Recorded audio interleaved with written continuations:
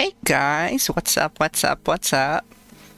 I hope everyone's doing good tonight. My bot Rix hasn't joined the chat yet, and I don't really know why. And it's kind of what I use to get my my stuff to pop up on screen. I don't I don't really know why it's not working.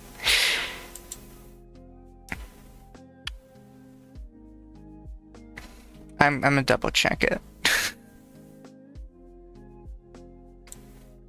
Cause it should already be like in there.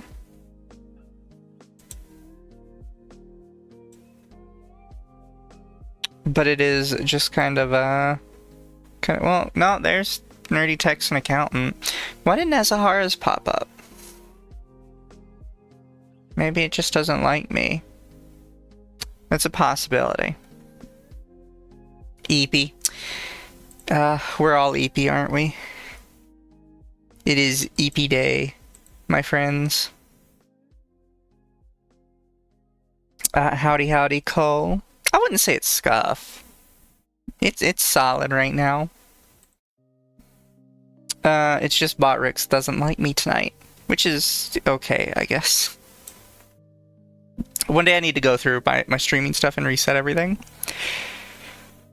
But chat, tonight is news night, because a document dropped, I don't think it was tonight, I think it was yesterday.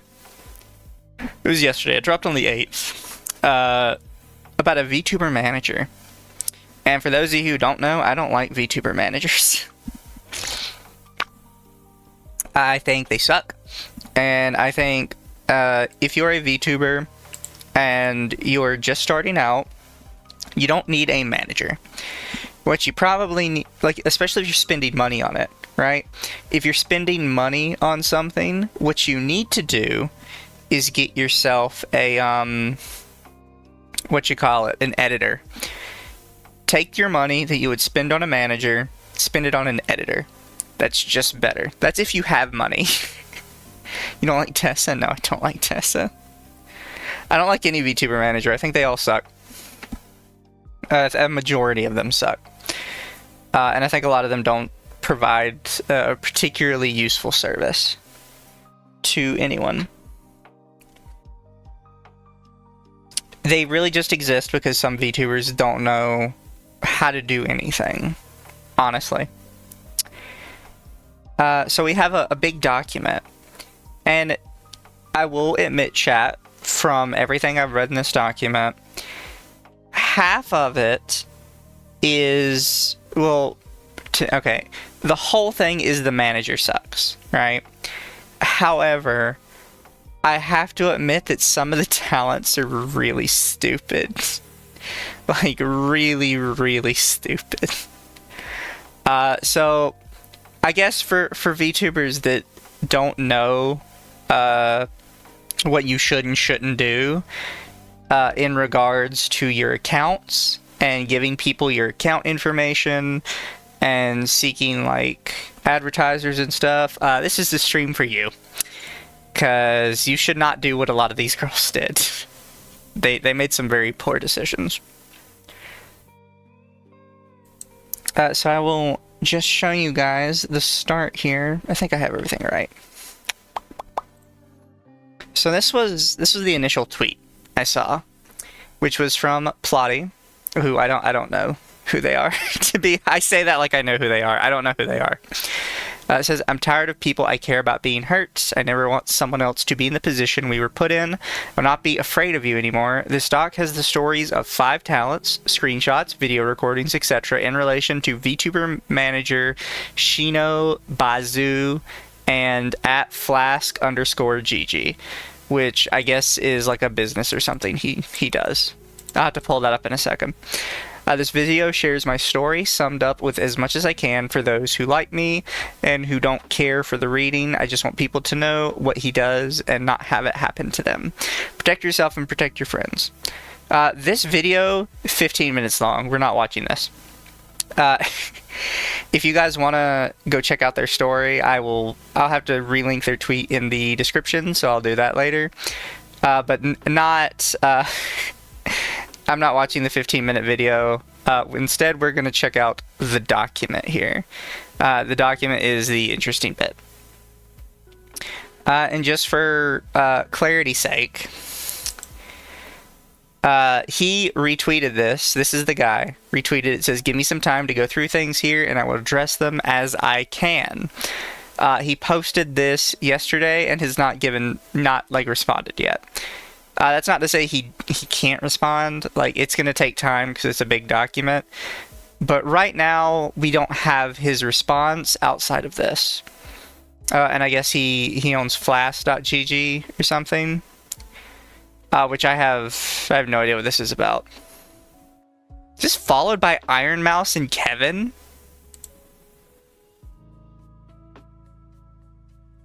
Well. Okay. Got 810 followers, one of them's fucking Iron Mouse, alright. Oh. I don't... That's fucking wild, bro. Anyways. Guessing he'll respond during the weekend? Probably. Probably.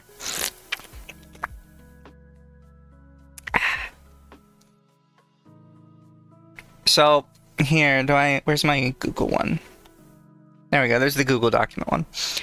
So, there is a lot here, particularly with the other people here. This is just an overview. And then here's the receipts. It's 23 pages. And look how tiny the writing is. So no, we will not be going through all of these, because there is a lot here. And it's because each of these are from the perspective of different people. So everybody kind of has their own, like, situation going on here. Like, this one's another 26 pages. Instead, I am going to go over a very large section, though, which is this Bibby person. Bibly? Sorry. I believe they have them linked. Oh no, that just links to their section. Do they have them linked down here? Plotty, Gore Fairy. You know, they might not, because I think they might still have Bibby's account. Sorry, I'm spoiling things by looking this up. I'm spoiling the secrets.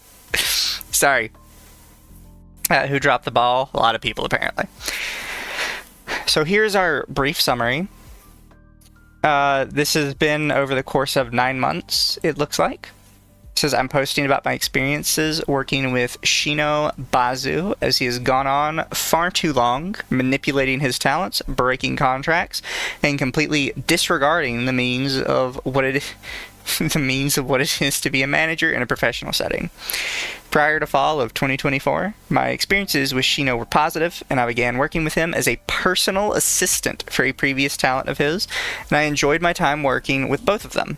I learned a lot about the space and was inspired to become a creator myself. So after I was placed on leave due to a jammed schedule, I inquired with Shino about hiring him as a manager, since I was aware he took on multiple talents, and so I could kickstart my VTubing career.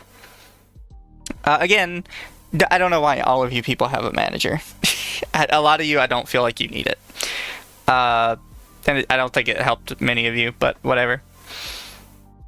You'll find the reason that he had access to so many of my accounts is because he helped me set them up. This is a problem. It's okay if they help you set them up, but you need to make sure they do not have the login information to them. He helped me create my emails for my business, my TikTok, and YouTube account for my brand, which in our contract stated that I have complete ownership of, this being my first time working with a manager in 2022. I assumed that it was normal to allow him having access to said platforms because he made it seem to be something completely in the standard to do. Any VTubers out there, that's not normal. Your manager does not need to, if you do have a manager, which most of you probably shouldn't. If you do have a manager, though, they do not need direct access to all of your accounts. Do not give it to them. Do not give them your passwords. There's a reason that, like, every single website that's by a major company regularly sends out emails that says, we will never ask you for your password. We will never try and get you to give you your information to us. They don't need it. It's just, don't give them your information. He maintained access so he could post clips to my channel, which he did in the beginning, and to aid in responding to my business emails, which he did in the beginning. If I had known that as soon as I told him that I was not comfortable signing the new contract, that he was going to hold all of my accounts hostage, delete my social presence, threaten me, and speak ill of me towards other talents, I would have never agreed to sign with him in the first place. So, this is where we're going to be going for this. Remained silent because at the time I was alone. He had isolated me from his other talents who were the closest people to me. And thanks to his belittling and gaslighting, he made it seem that my perspective in all of this would be insignificant and that nobody would ever take my side. I didn't even confide to my community or make a public statement after I fired him. I chose to go about it quietly and not make a fuss because I didn't think anyone would side with me publicly if I spoke up due to all those amazing connections he claimed to have. If anybody tells you that they have amazing connections, they're probably lying to you. That's not how you, like, open a conversation about that. See now, a majority of his words were fallacies, and I have proven to myself over and over again that I can succeed without having someone dictate to me what I do with my content. After firing Shino, I finally achieved that sponsorship with Advanced GG that I had always wanted. I began going to conventions and teaching attendees about the VTubing space, a dream of mine he attempted to shoot down. I commissioned an entire 3D world and 3D model to showcase my creative freedom. Considering all of this, my content is finally going in the direction that I want it to, and I believe I am seeing more success than I ever had when Shino was hovering around me. I'd like to say he was at my side, but the relationship only remained that way for so long until he felt that he, the one being paid to work for me, was in the position of control, which you will find that he says so himself in this compilation of archived DMs. And as unpleasant as this entire situation is, I want to thank the other talents for speaking out. No, it isn't an easy feat to accomplish. It can be intimidating, uncertain, and mentally exhausting, having to relieve... You meant relive, I think. Relieve those conversations. I don't feel that he should continue to get away with his revolting behavior and treatment of others. So once again, thank you to the prior talents for seeing through the veil of Shino's lies and hearing me out. I'm more than happy to have our friendship rekindled. I'm appreciative to consider those prior talents and victims that are speaking out my close friends. So this is one thing she shows. This is a Discord chat where she, I guess, had a bunch of information in it, and she claims he went through and just deleted everything in it. I have a similar Discord myself that only I have access to, that I use to share resources and stuff for myself. So I believe she had this. You can even see he's in here, or at least that's over. I should pull up, where is it? Properties. It has capture cursor on. Why is my cursor not visible?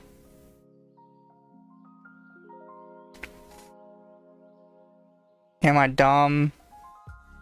Oh, I found it. There we go.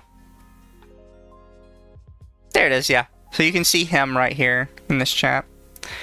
It says removed Gmail access from my business account, YouTube, TikTok, Instagram, and Facebook. And this is her Gmail. bibbledydibbledy.tv@gmail.com, and it says action required, tap to sign in. So I locked her out of the account. Which, by the way, yeah, if you log in to a whole bunch of places with your Gmail, this can happen if you lose access to your Gmail. If I know it's convenient, and we all kind of fall prey to the convenience thing. If it's super important, you should just log in. Like, make a new account and log in properly. That's probably the safest thing for you. Remains owner of my IP domain, which I guess is this. I'll be honest, I don't know much about domains and stuff, so I'm gonna take their word for it on this one. This is a good time to say everything here is allegedly. Allegedly. We take all of this with a grain of salt. But yeah, I'm kind of just taking their word for it on this one. I don't know anything about IP domains and purchasing them. So this, I believe, is a cease and desist letter that she sent him. Possibly. Happened to me with Twitter login. If you get banned from Twitter, you can't access those accounts. Yeah. It's a problem.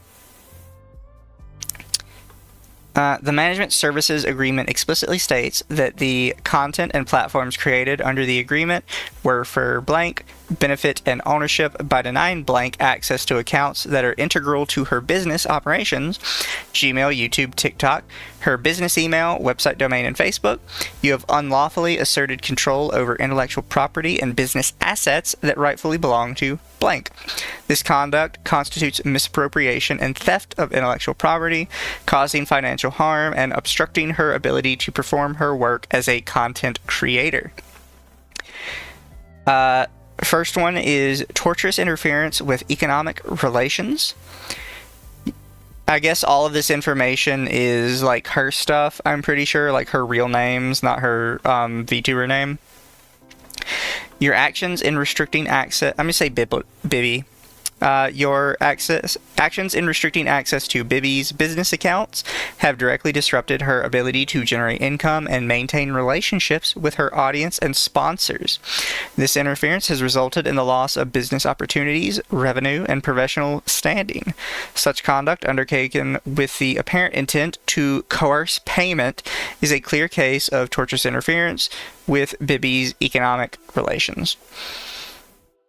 I will say, because I'm hoping this was written by an actual lawyer, I don't know this constitutes torturous interference. That's it's kind of very specific what that is.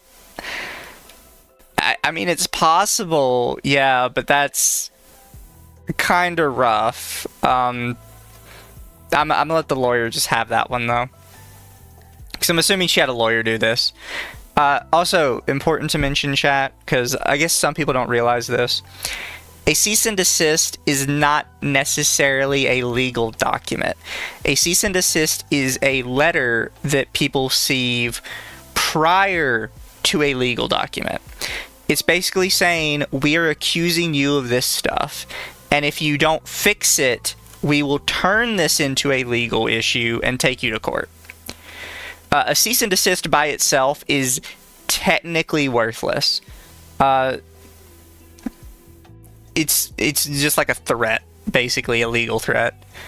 I don't know why people don't understand that. It should be pretty obvious because Nintendo hands out C&Ds like candy lately. But a C&D is not necessarily a lawsuit in itself. It's an accusation. Again, allegedly, chat. It's all alleged. Defamation. You have engaged in a defamatory campaign against Bibby by making false and disparaging statements to other clients and members of the streaming community. These statements, including claims that Bibby made other clients uncomfortable, are baseless and harmful. Furthermore, your conduct has led to Bibby's exclusion from professional networks and negative commentary on public platforms such as Twitter. These actions have caused significant reputational damage, constituting defamation per se, as they directly impugn Bibby's professional integrity and competence. Breach of contract. The agreement between Bibby and Flask Media, LLC. Why do they call it Flask? Like, all I can think of when you say Flask is like somebody getting drunk. required the service provider to render specific services, including content production and advisory support.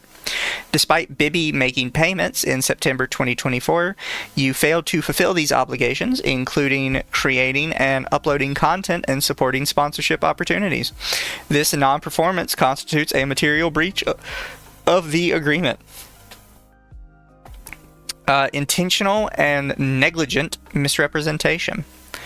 You made repeated assurances to Bibby regarding the provision of services, despite failing to deliver. You also falsely implied that the business accounts and platforms created for Bibby were under, I guess for somebody else then, because it says his, were under his ownership. These misrepresentations made intentionally or negligently misled blank and, well, now we're back to her, misled Bibby and caused her to sustain significant harm both financially and professionally. I don't know, maybe they just used the wrong pronoun there. Unjust enrichment. You have retained payments made by Bibby in September 2024 without providing the services in the agreement. By benefiting financially without fulfilling his contractual obligations, you have been unjustly enriched at Bibby's expense. I will say, some of this feels like the lawyer is just throwing whatever they can at the wall, because I don't think they would get defamation, unjust enrichment, or tortious interference. It's possible, I guess. I don't think they would get any of those. I think they're really just looking at breach of contract here. Negligent misrepresentation is a maybe. Breach of the covenant of good faith and fair dealing. The implied covenant of good faith and fair dealing inherent to the agreement obligated both parties to act in good faith and deal fairly with each other. Your actions, including withholding account access... Sorry, chat, what's that? Oof. Your actions, including withholding account access, failing to perform contractual duties, and engaging in hostile and defamatory behavior, breached this covenant. Your conduct undermined the purpose of the agreement and inflicted unnecessary harm on Bibby. To address unlawful actions taken against Bibby and resolve this matter without resorting to litigation, my client hereby demands the following. Provide Bibby with full access to all accounts associated with her business. Immediately cease and desist from making defamatory statements about Bibby. Provide a full and immediate refund of all payments received from Bibby for services purportedly rendered during September 2024, as no services were performed during this period. And refrain from any actions that interfere with Bibby's business operations or relationships. Failure to comply with these demands within 5 business days will leave my client with no choice but to pursue all available legal remedies against you and Flash Media. My client is prepared to file a lawsuit against you and Flash Media in the appropriate jurisdiction, seeking inter alia, both direct and punitive damages for the aforementioned actions. So that is the entire cease and desist this girl sent to him. Which has kind of a lot of her claims that we will be going over eventually. Don't worry, there's a lot here. A lot of screenshots, a lot of evidence. But apparently, at some point, he had sent her a contract, a new contract for her to look into. Which is, newest contract I refuse to sign. All confidential information has been censored. And it's the talent management agreement. And there is a lot of stuff in here that if you want a VTuber manager, do not sign a contract like this with them. Some of the stuff in here is ridiculous. And some of it just kind of makes the guy sound like an asshole. The talent management agreement is made and entered into... Sorry, chat. Is made and entered into as of September 1st, 2024 by and between blank, known as Bibby Darling, residing at blank, and blank, manager at Shinobazu Entertainment, residing at blank. Whereas talent desires to retain the services of manager to provide talent management services, and manager desires to provide such services. Now, therefore, in consideration of the foregoing premise and the mutual covenants hereinafter set forth, the parties agree as follows. 1. Services. Manager agrees to provide talent with the following talent management services: career development, public relations, business affairs, financial management, personal assistance, and additional services such as 1 monthly 2 to 4 hour long month at a glance meeting for full calendar creator planning, 1 1 hour call a week, weekly personal curated to-do list, a social media audit, access to partnered contractors, open DMs, live stream thumbnail support and schedule, first priority at upgrade to tier 2. No idea what that means. Compensation for talent management services.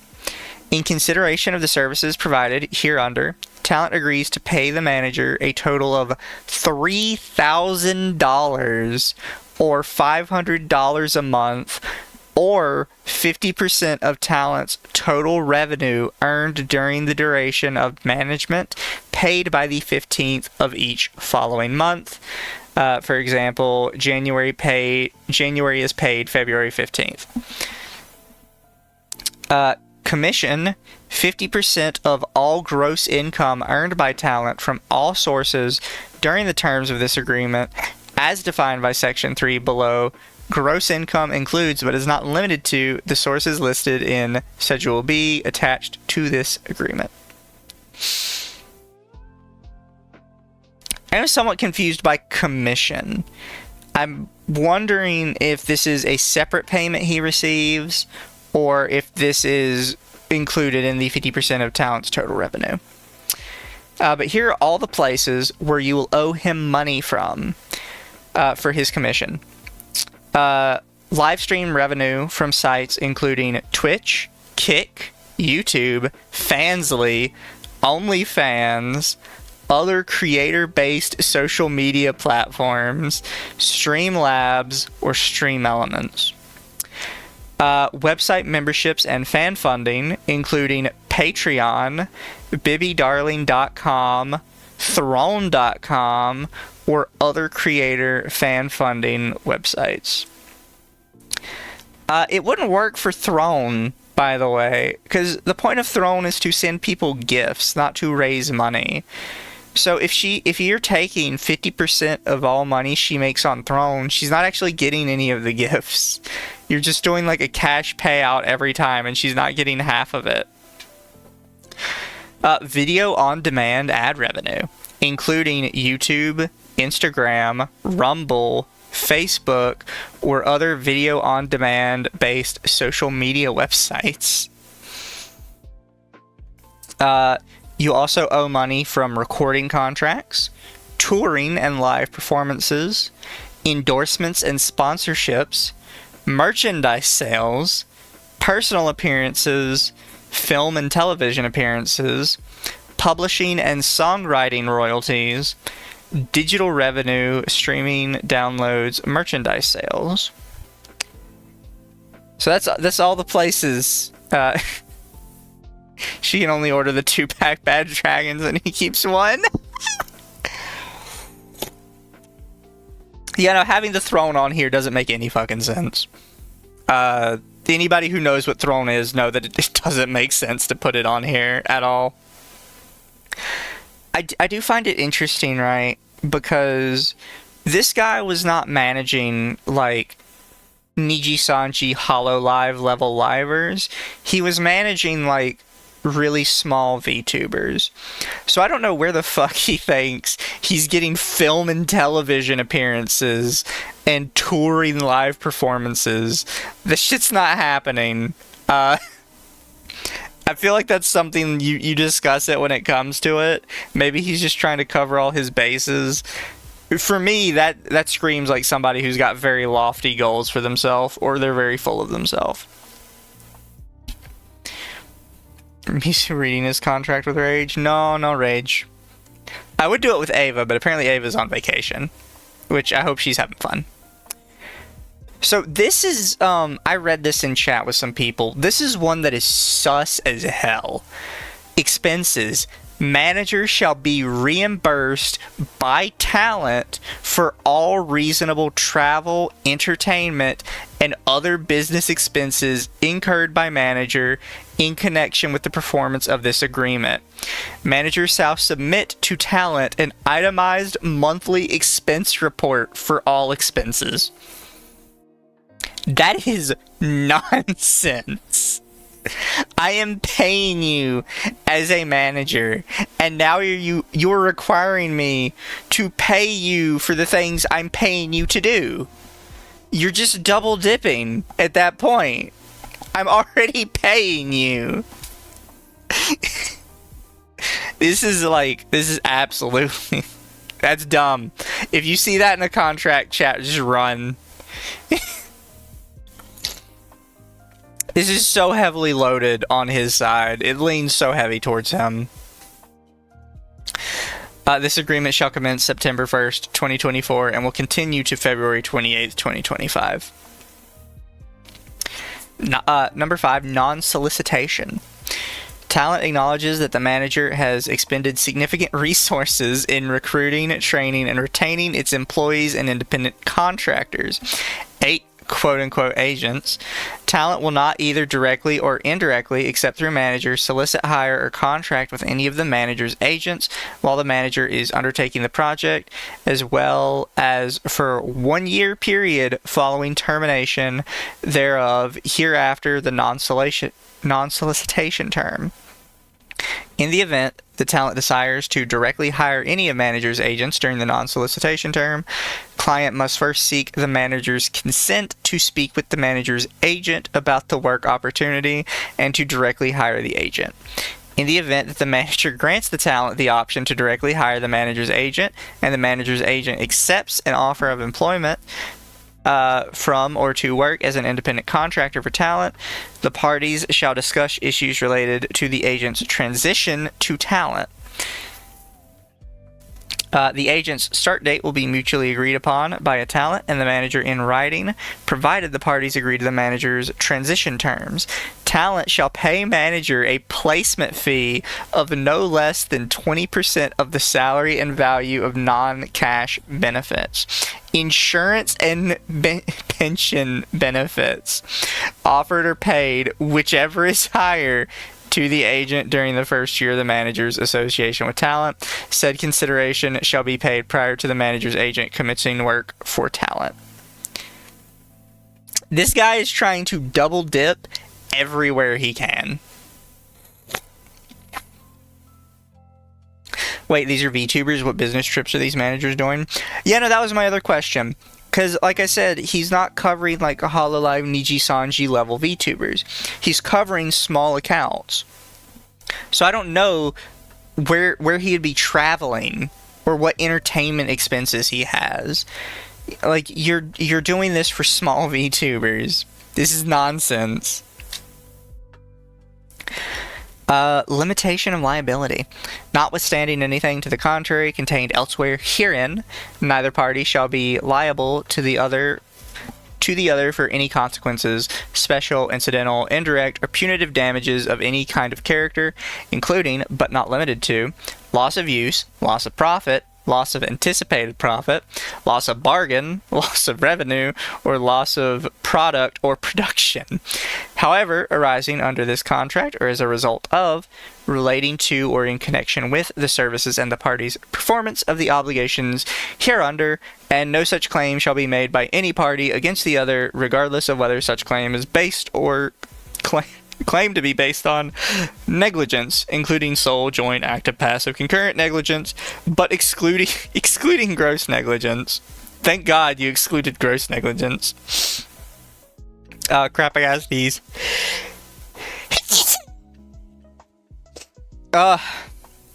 Sorry. Where was I? I kind of lost my place when I sneezed. Fault, breach of warranty, breach of agreement, breach of contract, statute, strict liability, or any other theory of liability. Gesundheit, thank you.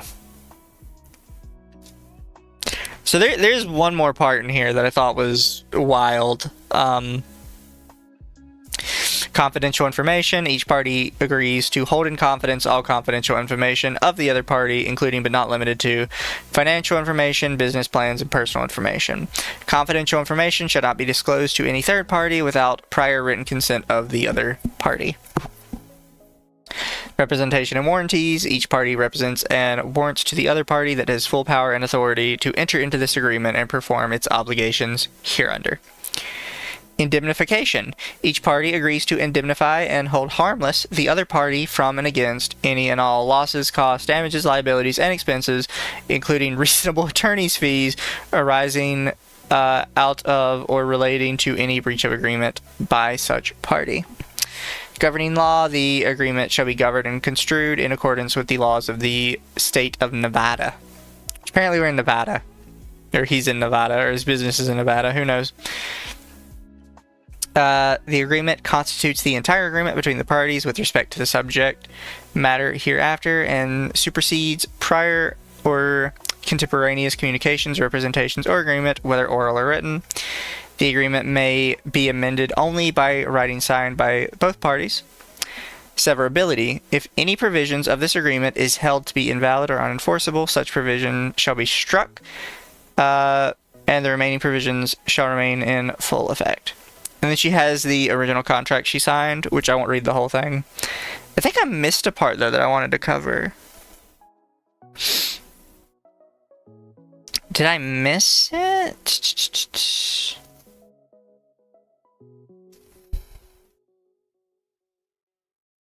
Maybe it was at the end of this one, and it was in the original contract.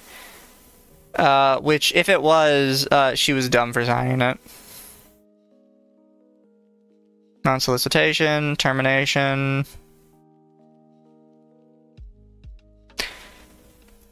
Okay, here it is. Here's termination in the original contract. Either party may terminate this agreement on a 3-month advanced written notice to the other party at the address set forth at the beginning of the agreement. If client terminates this agreement, service provider is entitled to reasonable compensation for services rendered throughout the date of termination. He's just tried to maintain his money.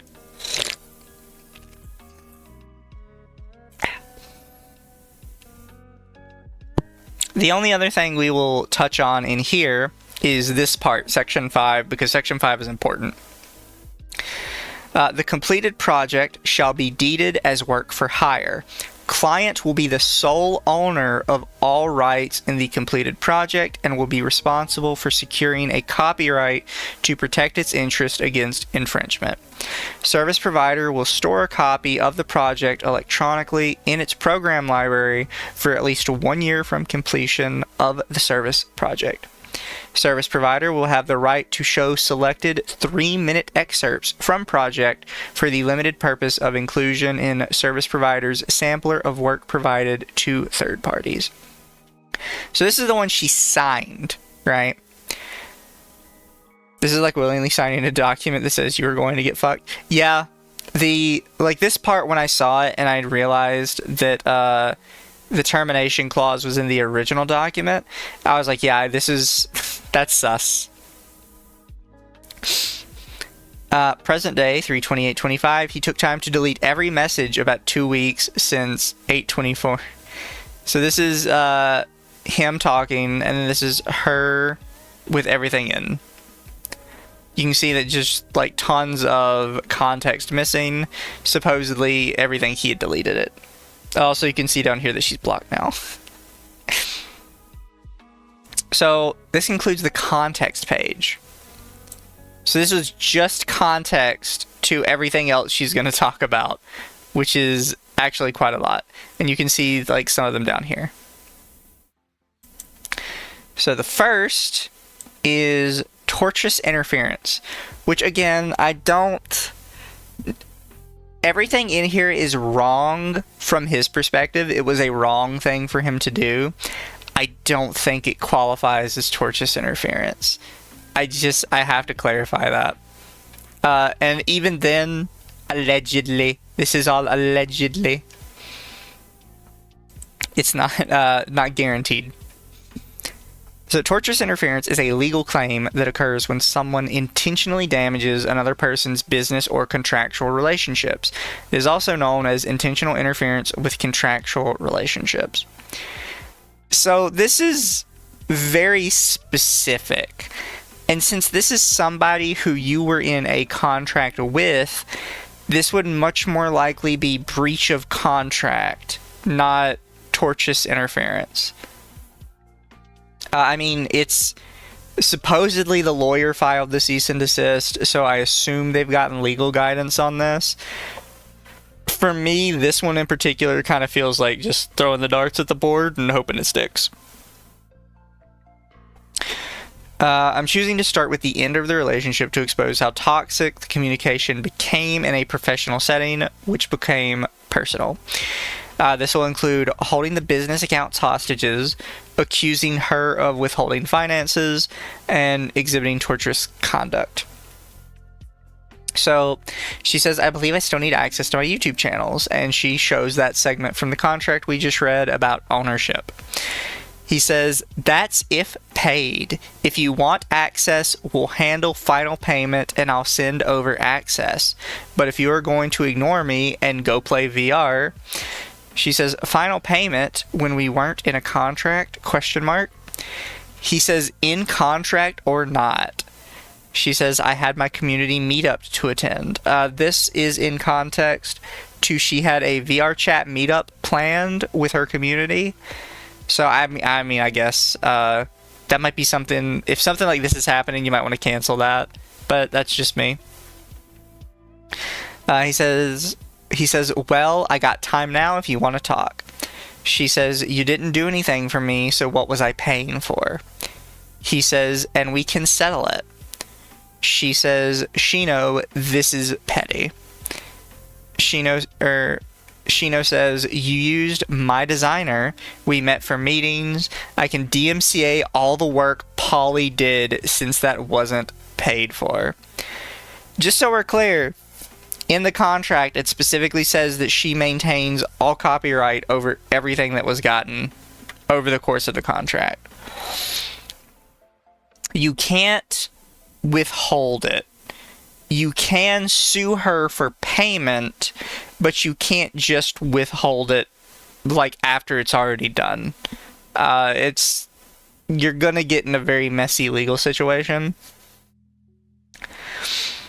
Bibby says, okay, do so if you want. I wanted to end on good terms.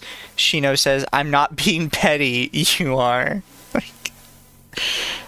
He literally just pulls no you. Bibby says, lol, okay. Shino says, I've tried talking to you for weeks. Bibby says, you signed me out of my account and kicked me out of the server first. So... Shino says, and you've been ducking me. Bibby says, who is petty? Shino says, trash talking me behind me back. I kicked you out of my server, yeah? Like, this is... Think about that. We just came off reading all of those contracts with all of that, like, professional legal wording. And now we're out here...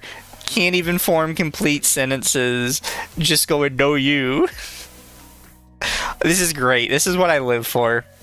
Like, I like the legal stuff, chat. I'm not gonna lie. But, like, the petty back and forth is just my dream. I'm drinking it in, chat. Bibby says, I only talked to Plotty. I can send screenshots, but I don't think I will. Shino... You said you didn't want to work together. Bibby says, yeah, but you can't still access my content. Shino says, I've seen them. Bibby says, especially when it wasn't specified and I have ownership. Shino says, listen, you aren't going to lie to my face. Tell me you don't have the money when you do and then not pay me. Bibby says, I literally am in the negatives. Shino says, I'm not even mad about the money. Bibby says, I showed you the email. Shino says, I'm trying to help you fix that. Bibby says, it's invasive. Shino says, I literally found some of the missing money already, but you're being so crazy when I'm trying to help you. Like, what is even going on already? I think this is kind of where he starts like gaslighting her a bit. He's like, well, I found your money. Bibby says, Shino, that's very unprofessional. Shino says, you should have been using your business PayPal. Bibby says, I tried. Shino says, so it wouldn't be in your personal. Bibby says, it canceled and went through to my personal. That's why I asked for your help initially. Shino says, I literally have everything set to go to your business account, but I'm not chasing you anymore. I don't know where, I didn't see this particularly. I might have skimmed over it. I don't know how the personal and business thing got mixed up. But I could have skimmed over it on accident. Shino says, it would, skip ahead a little bit. Shino says, but I'm not chasing you anymore. I've literally spent $40,000 on you. Sorry. Oh, God, my model screwed up. I don't believe it. I refuse to believe it. I don't believe you've spent $40,000 on, like, this small indie VTuber. I'm not even sure HoloLive, like, when they first released their models, spend anything like $40,000 on them, bro. And they buy their talents like $10,000 models. That 40K is like, I don't believe it. Bibby says, okay, then can we talk like adults? Shino says, and have been in the process of...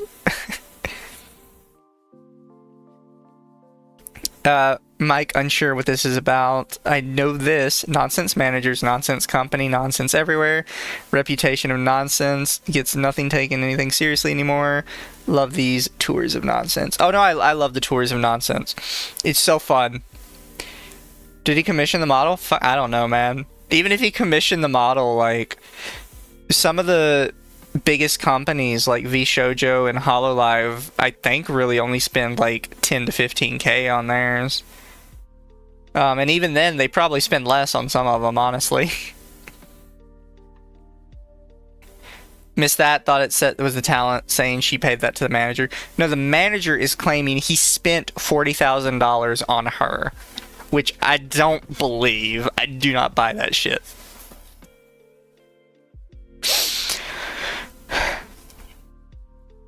Shino says, and have been in the process of working for you with everyone else. Hell, spent hours working with editors for your channel like we talked about. You've seen them in your stream talking and clipping you. They've already sent you work. Bibby says, again, you're taking this personally and it should be business. And then he just replies, personally. What? He just replies personally and doesn't clarify. Shino says, you lied to me and you were trying to hide money, I guess. Bibby says, I don't know what more do you want from me. I am literally in the negatives. Shino says, you started acting weird. If you are, it could be due to error on PayPal's end. Bibby says, anyway, to being adults, may I get access back to my YouTube before this becomes an actual problem?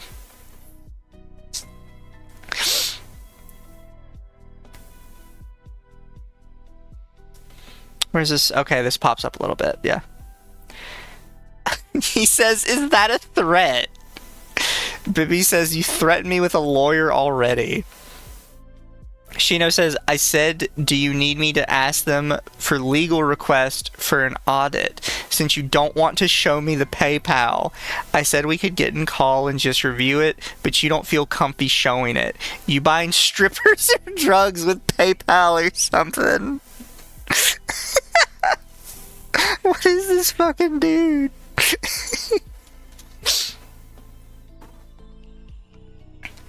She says, no, I talked to my mom. It's personal, PayPal, unprofessional of you. He says, I've literally logged into it before.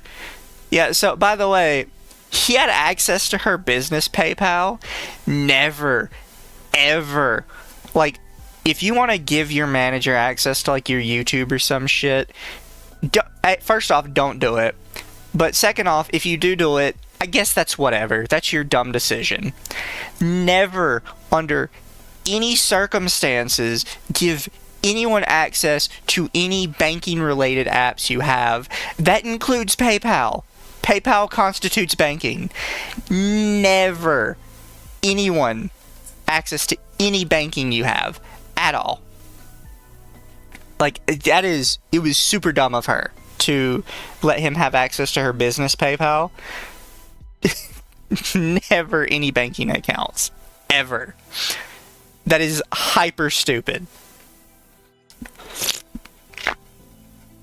I would probably extend that to, like, Ko-fi and Throne and all these other websites that, like, kind of move money around. Never. It is not a good idea.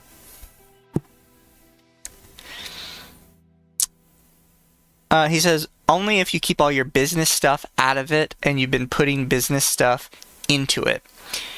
Bibby says, the problem right now is my YouTube. Shino says, then it's not just personal. You want to talk? We can talk. Bibby says, you're the one taking it personal. Shino says, I'm not chasing you. Bibby says, I'm talking business. And Shino says, you want to call? Bibby says, how is asking for my YouTube account back personal? No, I'm keeping this all in text just in case I need it. That is one of the first good decisions she's made in this, like, thread of bad decisions. If you answer a call from somebody, make sure your state allows you, is a one-party consent state, so you can record it, and record it. But if you can, just keep everything in text. Text people, email people, Discord message people. If you Discord message people, you need to screenshot it like she did, because you can delete your Discord messages. But you need to have all this stuff in writing so you can prove what was said. If it comes down to, like, a lawyer or a legal thing, this will help you immensely, having all this in writing.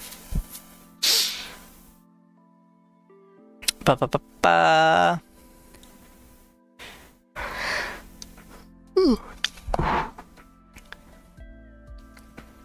He says, cool, well, I'm done, in case I need it. Okay. Bibby says, so you're not giving me access to my YouTube account.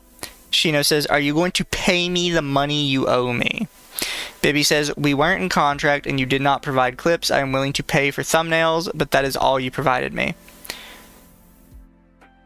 And then Shino says, the doctrine that describes a situation where a contract is not formally renewed, but the parties continue to act as if it's still in effect, is called the automatic renewal doctrine, or sometimes referred to as the continuing course of conduct doctrine.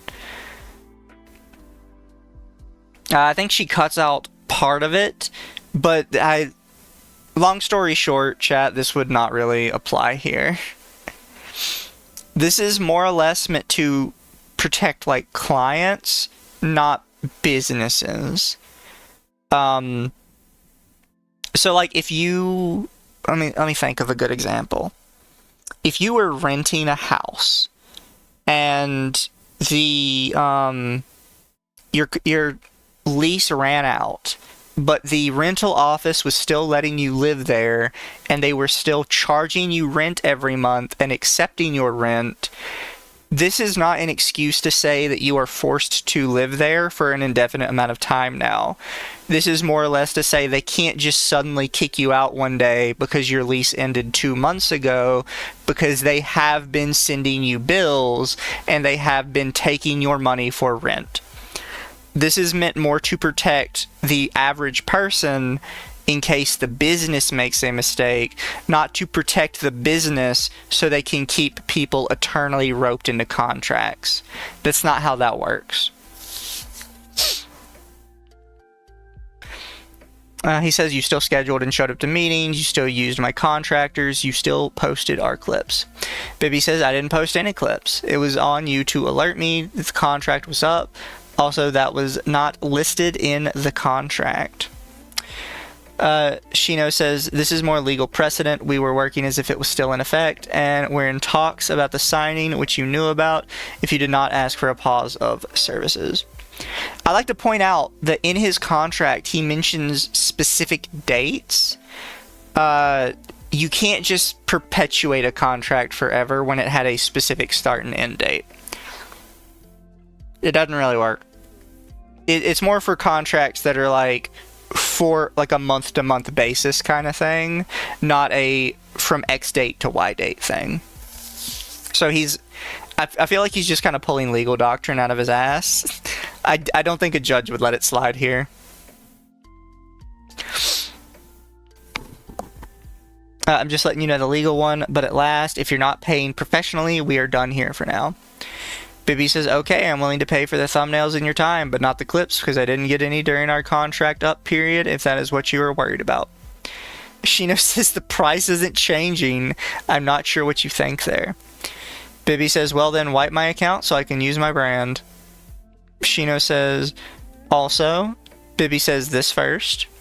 Shino says, you aren't in a command position here. This is at the point where you kind of realize he's just blackmailing her. He's saying, I have your accounts, I can do what I want, you aren't in a position to argue with me. This is huge red flags all over the place. Even if she did something wrong, even if she was like a shitty client, I guess, even if she's like lying about almost everything, this is a huge red flag to him being sus as fuck.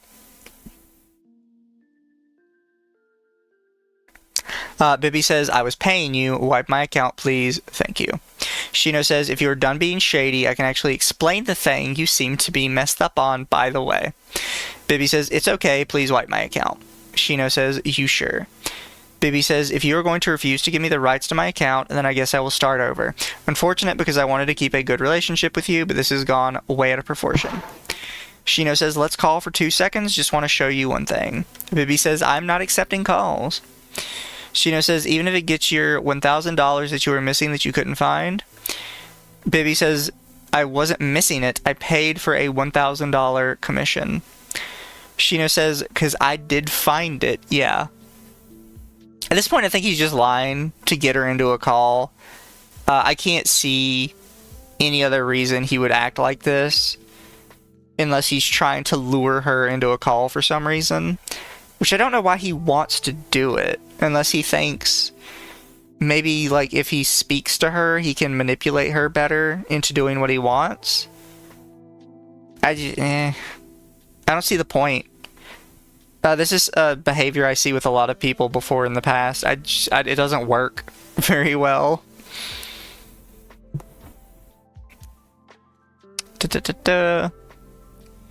He says, but you should have had the money for it, right? Bibby says, I'm not sure that I did. IDK, while you're trying to help me after removing access from my own YouTube and then calling me crazy. He says, who said crazy? Bibby quote tweets him, or quotes a reply where he said, but you're being so crazy. Shino says, oh, I guess I did. Well, I'm assuming you didn't spend money you didn't have, because that would be dumb. But I was trying to find where it went, because even from what I had logged, you should have had money for it. By the way, people spend money they don't have all the time. It's called credit. Credit and loans. If you're spending $40,000 on a talent, I'm sure you know what a credit and a loan is.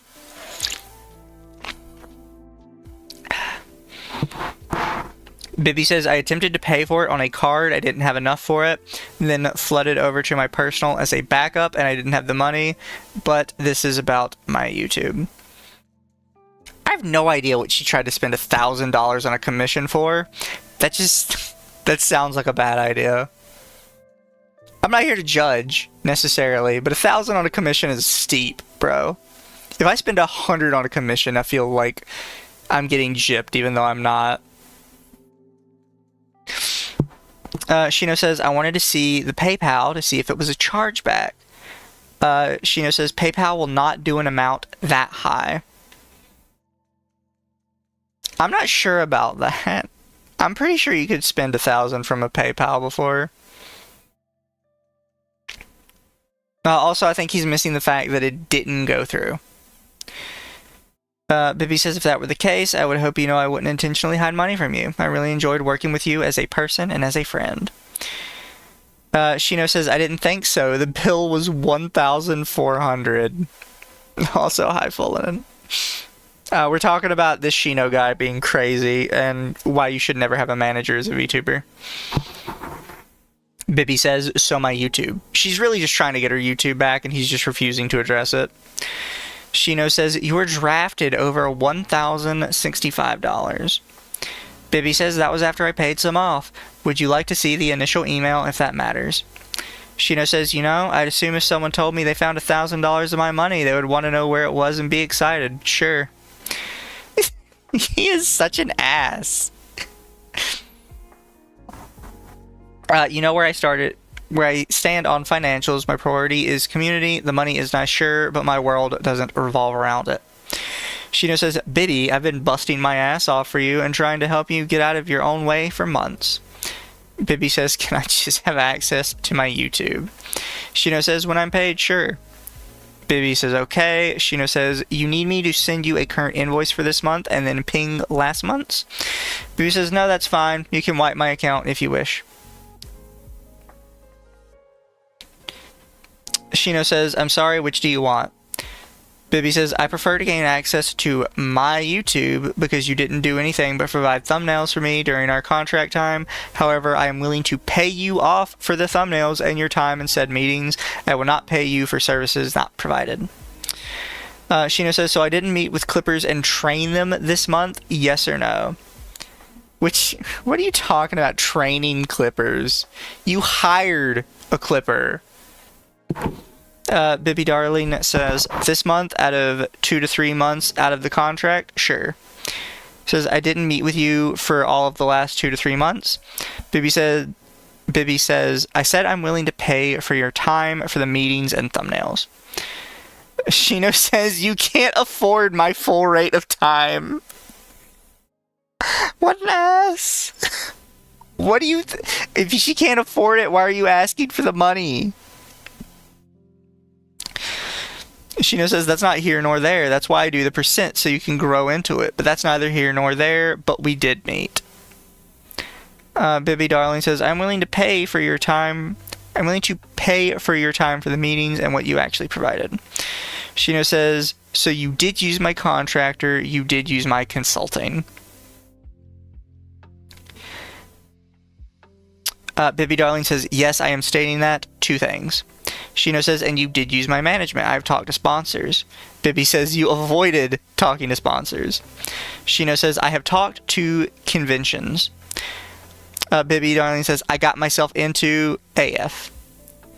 Shino Baze says, I only avoided fake sponsors. And Shino says, not as a guest.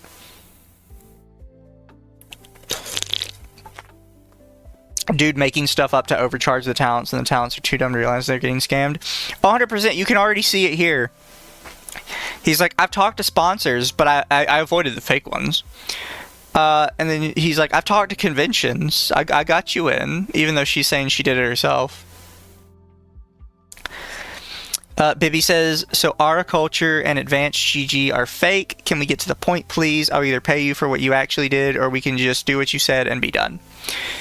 Shino says, you got into Anime Frontier as a panelist, not a guest, so you can walk in from the street and be a panelist. They aren't paying for you to be there. They are not giving you a room or per diem. Bibby tries to roop it back. Shino says, those are fake affiliate marketing, not a sponsorship. It's commission sales. I mean, yeah, affiliate marketing is technically different from a sponsorship. That doesn't make them fake sponsors. They're large, reputable companies. I don't know what the fuck he's on about. This is just making excuses at that point.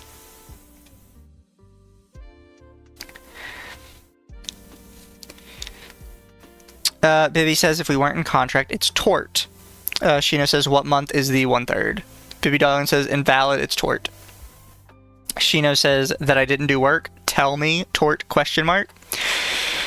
Bibby Darling, a tort is a civil wrong that causes harm or loss to a person or their property and results in legal liability for the person who committed the act. Tort law is the body of rules that aims to compensate victims of torts and deter others from committing harmful acts. It is my brand.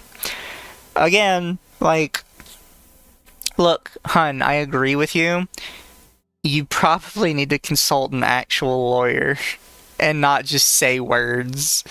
Because just saying this is a tort, it's not helping your case. Shino says, I'll tell you what. You won't say when I wasn't working because I was, and you don't want to pay me for my work. Bibby says, where were my clips? We literally had this conversation already. Shino says, which is tort. Bibby Darling says, well, I guess we will make this a legal matter then. Shino says, post does not equal production. You were told it took time to build up. You had low income, so I had to work on them over time to build up. Bibby says, I didn't see any fruit. It was stagnant. Shino says, you were stagnant. Bibby Darling says, you are really blaming here. I will say, he is correct. Post does not... Actually, he says post equals production. What? Wait, did he forget the, like, dash in the middle to say post doesn't equal production? Because what I think he's saying here is that just because it hadn't been posted doesn't mean he didn't have it made.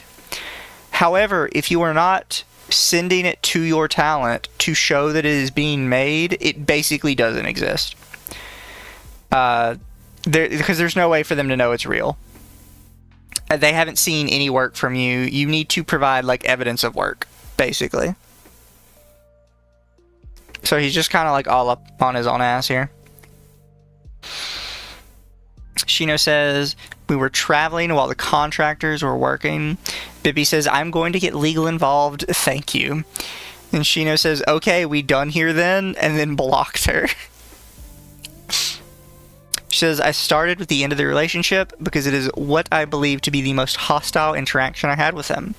I did not allow him to have much power over me by him confiscating my accounts, which still very much like my access returned to my IP. I have already triggered legal action as a warning to him, which I was told he did not take seriously.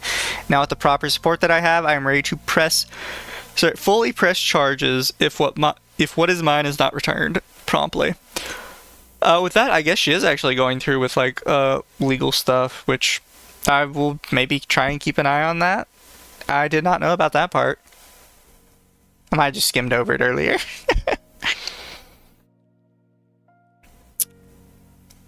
I don't know how that's gonna go, necessarily. I do think that she probably is entitled to her stuff back, like her YouTube and her other,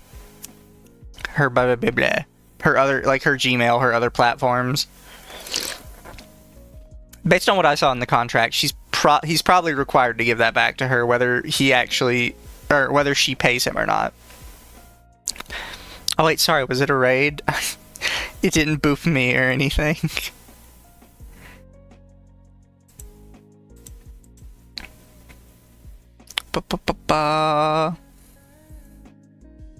Also, I don't know how to see the raids on YouTube.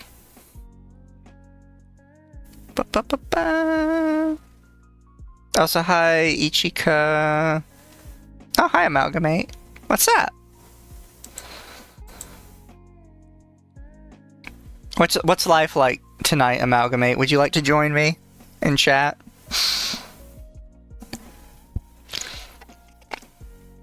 Because everybody else was, like, busy tonight, so I was kind of here alone.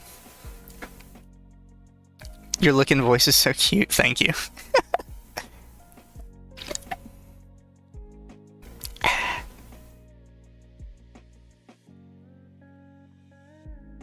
Mizu is a YouTube boomer. Calm down. Came here from Japan because I want to make Ian VTuber friends. Live? Yes, live. What do you mean? What else would it be?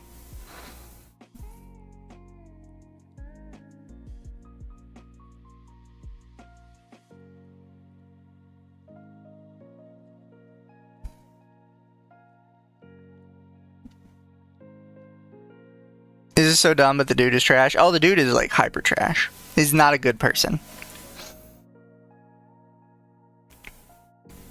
Allegedly. Sorry, allegedly. He is allegedly trash. Allegedly bad.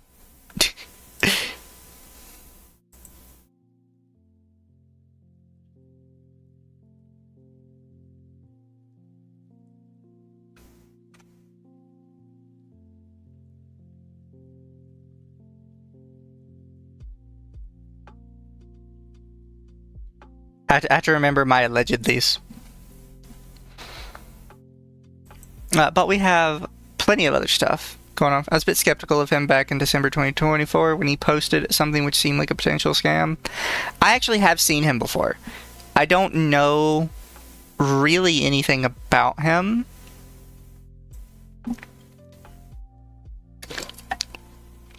Like, I saw his Twitter, but that was about it. Here, let me pop up real quick. Oh, did it not? What?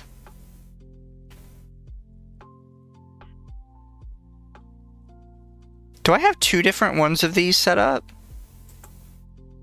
I do. I'm dumb. Okay, we're gonna hide that for a second. Ba-ba-ba-ba.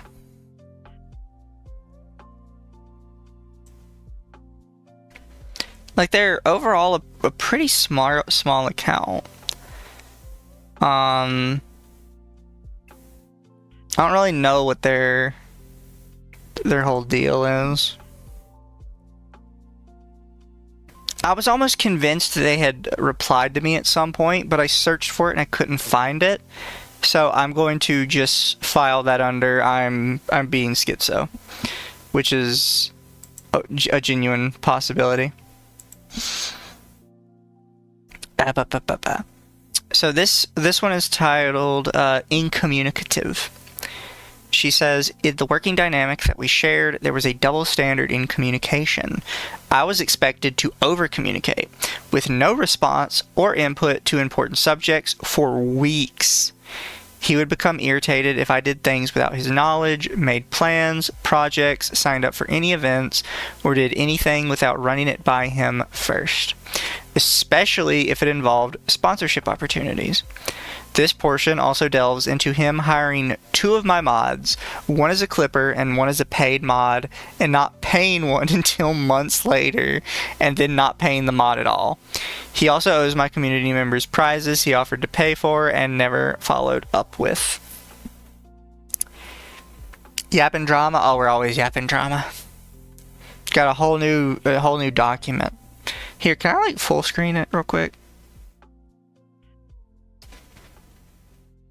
No, my full screen button isn't working.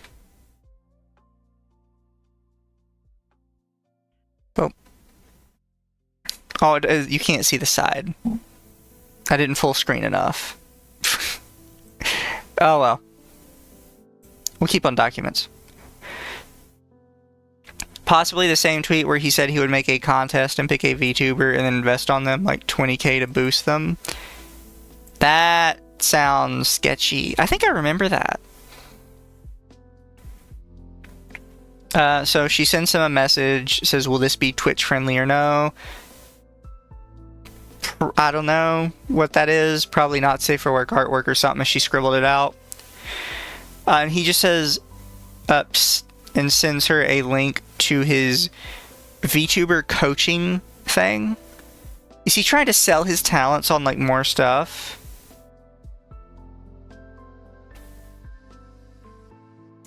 Bibby says, yeah, we can do that. Sounds good to me. Swapped Omori to $2,500. How much money was like being passed between these people? Bibby says, I contacted everyone for the podcast. Shino says, can you send me the list? Bibby post like the full list, I guess. She says, are there any other changes to make before I get thumbnails? A day later, she says, check in. Another day later, says, yo, needed you to size the art piece on the fourth wall. We release it this Wednesday. Going to set up the YouTube premiere for it when we get it from blank. So yeah, she's just sent the list on the 19th. 3 days later, no answer. Not another VTuber school. Yeah, so we're not going to get into VTuber schools tonight. But chat, VTuber schools are a scam. You can get all the information you need from a VTuber school from ChatGPT, unironically. They're not useful. Don't pay for them. Trust me, they're not going to help you. Most of the information you could get out of them, you could get for free if you just posted on Twitter, hey, what's some advice for being a VTuber? Don't pay for a VTuber school. Bibby says, can you help me pay for the character comm for my I guess that's V-Bridger project? Funding the podcast stuff really put a dip in the budget and I can't afford it otherwise. Bibby says, also going to start setting up plans for a donathon next month. I'll run ideas your way. Sends him a full Google Doc. And he just replies, if you could retweet this, it would have helped me out. And it's one of his own tweets. It says, I made this form to try and track VTuber attendees at TwitchCon 2024. Current estimates is around 300 VTubers. I believe it's much higher. I intend to use this form when talking to Twitch directly coming soon. Please feel free to share with a friend you know was there. This is... like, she's asking him all these questions, and instead of answering any of them, he says, hey, go retweet my shit. I've actually talked about this in the past, but there are a lot of people that do the VTuber schools or do the business stuff that they're using their clients to try and boost themselves. And typically it's actually more profitable for themselves than it ever is for the clients. I already paid $300. I'm in the red now, but once the cash starts rolling in, I'll be famous. It's an investment.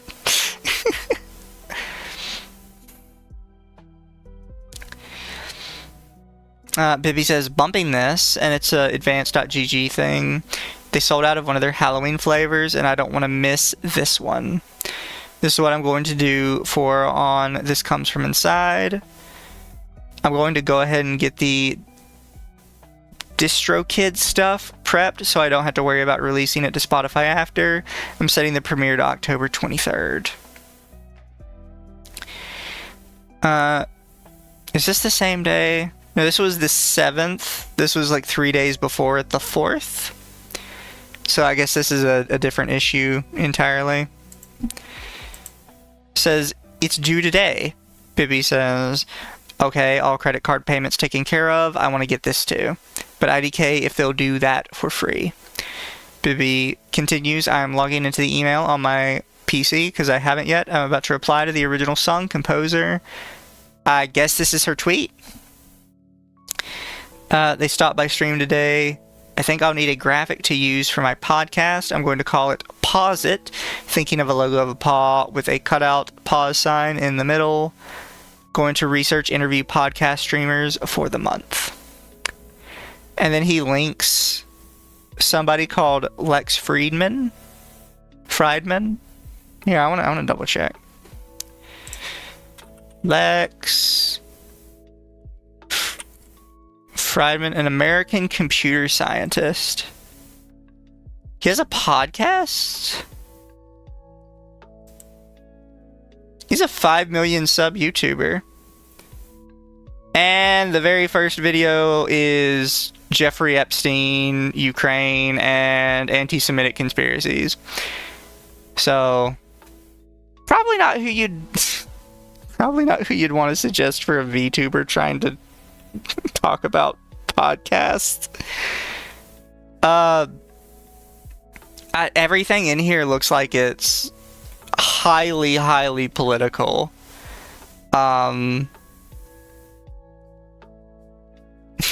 Like, this is not something you would want to send your VTuber as like a, an example of like, oh, this is what we should do. Does he have guests on, or is it just... Why is his background different in, like, all of these? Is he just going to, like, random different places to talk? I have no idea what's going on in this guy's podcast. But no, I would not send this like as an example to VTubers. I would maybe send them like the Pyrocynicals podcast, or like I don't like H3H3. I would send them like H3H3 stuff maybe. I wouldn't send them political commentators. That's probably not going to do well for the VTubing audience. And you're not going to get much information from that. Because, like, political podcasts are very, very different. They thrive on controversy. They thrive on, like, pandering to one side of the political aisle. They're not a particularly good place to get your podcast creation advice, because it really only works within the politosphere. It doesn't work for, like, entertainment or other things like that. She says, I waited for months for his response on my request to partner with Advanced GG, and instead of addressing any concerns he might have had about the partnership, he ignored me and completely beat around the bush. Oh, sorry, chat. Still a little yawny. I originally informed him about it in March. And this is from March. Would Advanced GG be a good partnership? Shino says, I'm talking to them here, but I've also chatted with them before. They're overall not that different in terms of their offer than Gamer Subs. Azahara in chat says, this dude reminds me of the Nexus CEO. Some dude that knows how to bullshit his way into saying the right thing to trick ignorant people with money to give him money. Probably. They say that, like, as long as you're confident and you can, like, bullshit well enough, a lot of people will just fall in line. And then this is March. This is from October. Huge time jump. I can do that when I get back home. Do you have a chance to read the DM with Bep? What do you think? I know it wasn't the original pusher, but could be a big reason for Donathon. What do you think? I'm going to promote it that way. Still interested in Advanced GG. Their drinks really work for me. I asked you 3 weeks ago for another drink order because you said I should try more, but I'm going to hit them up next week because I'm really interested in partnering. Why is she buying her drinks through him? I'm so confused. Or is she like asking permission to buy her Advanced GG drink, like powder through him for some reason? You just buy it yourself. He's her dealer. Also here, chat. I'm gonna bring in Amalgamate. Boop.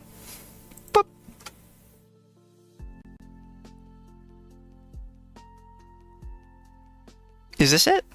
Hi. Hi, Amalgamate. What's up? How was your stuff tonight? It was pretty good. Just a variety of topics to go over tonight. Nothing too crazy. Why is my Fujitech not working? Fujitech, why you do this to me? I'm pretty sure you don't have to be in like a chat room for Fujitech, do you? No, you don't. I've never it's used just it not. Before, so I don't know. Oh, have you never used Fujitech? No. It just puts up like your little Discord picture on screen, and it makes it light up when you speak, so people kind of know like who's talking. Yeah, I probably should learn how to do that. I could help you with it later if you're interested. Oh, awesome. That'd be great. Thanks. Yeah, no, it's pretty straightforward. But here, I'll share you what I'm looking at. Thank you. So this popped up yesterday. A girl posted that their VTuber manager was crazy. And so far, we've kind of gone over his contract, basically. And this girl that he's talking to here, Bibby, at the current point in our timeline, he has stolen her Gmail account. And she uses it to log into a bunch of things. So she's basically logged out of all of her content creator places because it's all linked through Gmail. And he's refusing to give it back. Holy shit. Yeah, he says that she owes him money until she can have her accounts back. And they were kind of threatening legal action back and forth. But did she, like, pay for anything through him to, like, and then not pay up or something like that? Or he's just basically just holding it hostage? He's holding it hostage, but he's saying that she owes him certain things because he was actually secretly doing all the work behind the scenes, even though she never saw it. And then she's saying, well, I haven't seen like any benefit from anything you've supposedly done for the past like 3 months, so no. Okay. Also, like he's just a fucking asshole. Then he is. I do have to say she's stupid though, because first off, she should not have access to her Gmail to start with, and she gave him access to her business PayPal, which is just fucking wild to me. No, well, there's no reason to give him access to your business PayPal. Exactly. Like, I said this to the chat a minute ago, never give anyone access to any banking related stuff ever. Like, especially, don't give your passwords to people in general. But when it comes to banking, definitely not. There's literally no reason. I could kind of see where she could be fooled into believing like her YouTube account or her Twitch account because management stuff or analytics or something like that for some dumb reason, which you still shouldn't do that. But you know, I could see where somebody new to this could be fooled into it. But your banking, there's no reason. Zero. Negative. The banking is ridiculous. And PayPal does count as banking, chat, even though it's not technically. I mean, it basically is. It's so essential to everything these days, and especially for any online processes. Oh yeah, like, everybody uses PayPal. It gets access to your bank account directly. Like you can send money whenever. Like it's okay. Yeah. This is too absurd for me to like be like. Also, at the current point in the timeline, they're fighting about a sponsorship from Advanced GG, which, if you don't know, is kind of like Gamer Subs, basically. And she wants to do it because she really likes their drinks and she like buys from them constantly. But he doesn't want her doing it because he says it's a fake sponsorship because it's affiliate marketing. Which I have actually seen multiple VTubers say this before, that affiliate marketing doesn't count. And I will say it doesn't necessarily count as a sponsorship, but that doesn't mean it's like fake. It's a real deal that a lot of places do, and you can make money from it. It's just difficult when it's like a big product. Yeah, I don't really know anything about the sponsorship stuff side of things to like really judge on those things. But like anything that really kind of helps get your name out there and helps verify it too, even if it's not like anything too monetarily wise, just having that affiliation and the word affiliate I would imagine it would help a lot. So as long as it's trustworthy. Do you know the difference between sponsorship and affiliate? Not okay. This is gonna probably make me sound retarded, but not exactly. I could probably parse it, but so you know what? If you get a sponsorship, it's pretty straightforward, right? I think most people know what it is. The company gives you money, and they say you are going to advertise us in your next video, and you just get a raw, flat amount of dosh. With affiliate marketing, they say, okay, you will get an affiliate link. And whenever somebody clicks on your affiliate link and buys from us, you will get a percentage of that sale. And affiliate... Oh, a lot of places do that. Yes. I would say my personal problem... Because I'm fine with affiliate marketing conceptually. My personal problem is if you are big enough, they typically give you a sponsorship because it is substantially cheaper than an affiliate. But if you are small enough, they give you an affiliate because it's substantially cheaper than a sponsorship. Because, you know, like if you did, because like people like JonTron, right? They just get a flat sponsorship, they get a flat amount of money. But if they had an affiliate with him, they would be paying out the wazoo for the millions of people buying using his code. Right. But then with like a small person, they would rather do an affiliate because maybe only like 20 people buy from you, and that's technically a very small amount. Yeah, it's just whatever is cheapest for the company because they always will care about their own pockets first before yours. Yeah. But if it still benefits you in a way and gives you that extra cash flow, then and you actually like their product and you're not just a cold, heartless person. Oh yeah, she talks about it multiple times that she loves it, and there's a specific flavor she really loves.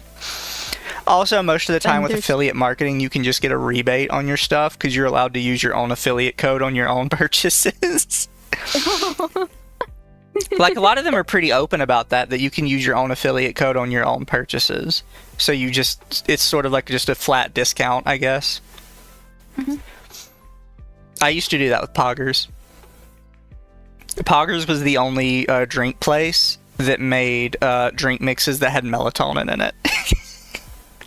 Oh.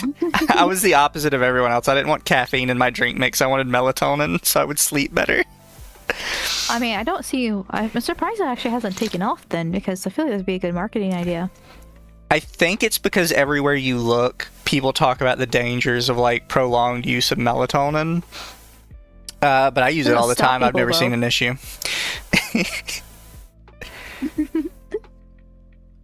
But we got the Shinzo guy, and she's still asking about the drink order. And he says the answer is no. If you want drinks, you can buy them. But if they want you to promote their product, then they should be paying as $100 a month. That's not what they're offering. Yeah, they're offering an affiliate marketing, not a direct sponsorship. And she says, saying this sooner would have been nice, but the product actually wakes me up, so it's something I want to promote.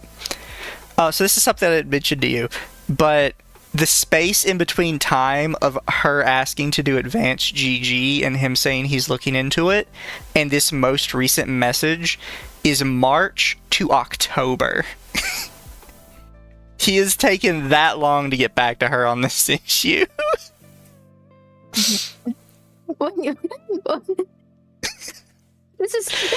I'm sorry, I'm just in disbelief over all this stuff, because this guy had multiple VTubers under him, by the way, that he was, quote unquote managing. I don't know how he got away with it. Well, I mean, what was it? I'm curious, I guess, or maybe we'll get to it later. But what got to the point where she's doing this doc now? Was she just finally tired and crying for help, or like, 'cause this is it happened to a bunch of other people, and they all started talking to each other about it. Classic case. Okay. And they all kind of realized, like, hey, he's not doing this to just me. He's doing this to kind of everybody. Oh, God. I think with her, because with most people, I think what it typically is they just assume nobody will care, or they don't know enough about, like, law to know that you're not supposed to do that, right? Because we see it all the time with, like, legal stuff. Is a lot of people think that, well, if somebody who owns a business tells me I can't do something, then I just can't do it. Like, we see it all the time with Nintendo and emulators. Oh, Nintendo says emulators are illegal, so they are. Well, that's not true. They're just... Speaking of, did you see... Sorry, chat, I'm gonna derail this for a minute. Did you see that Pecora over at HoloLive is in trouble? Yeah, I did see bits and pieces of that. She bought a used copy of Pokemon Emerald because with HoloLive they have to, and in Japan especially, you have to. It's very specific about how you stream games because you don't really have a right to stream games like you do other places. So they have to get official hardware. She has to stream from like an official Game Boy Advance and an official Pokemon Emerald cartridge in order to stream it, or else they could get in trouble. So she went out and she bought an official Pokemon Emerald cartridge secondhand, but whoever had owned it before had modified it so it would increase like the money drop rates and the item drop rates in game. And some of the hyper-autistic Pokemon fans noticed that the money drop rates were higher than they should be and reported her to Nintendo for playing on a modified cartridge. Yeah. And I'm like, what? Who cares? I know they care deeply about this issue right there, which I mean, I disagree, but it's their culture. But at the same time, it's like that's insane. Like she is, I don't really pay it. Like I don't really stick my nose into VTuber drama that much and that stuff. But like, she's one of the more popular HoloLive members. She's HoloLive. Like are you trying to tank her on purpose? He modified a new event. Insane. Yeah, I imagine he modified a couple things into his Emerald. Like, and how are you gonna buy Emerald like not used, not secondhand? It's unfortunately at this point an old game, and if you do want to buy an unused, unopened copy, that's like thousands of dollars, I bet. So, like that's. Supposedly in Japan, it's much cheaper. Like supposedly it'd still be unopened though. What she didn't have to be unopened, I don't think. I would say because the risk that goes into being like secondhand would be basically what she just ran into. Yeah. So, well, it's also one of those things where even if she did buy like an unopened one, she has absolutely no, because she's not played it before, so she has no way to tell like what should and shouldn't be in it. Especially when people noticed it from like the amount of money that was dropping. How is she supposed to know that? She's like, yeah, I have try to sell her, be like, hey. I have all the polka dollar counts memorized that they should be dropping. Like, no, she obviously wasn't going to know that. High rage. Oh, so apparently unopened Korean games are only for $200, $300 in Japan. Oh, that's oh god, that's insane. I can't imagine that over here. Imagine accidentally getting a copy of Moemon. Japanese and Nintendo are stingy with emus and mods. Boomers they are. Yeah, in America it's not really an issue. Well, not as much of an issue. You're technically not supposed to get ROMs, but they can't prove that I didn't rip it myself.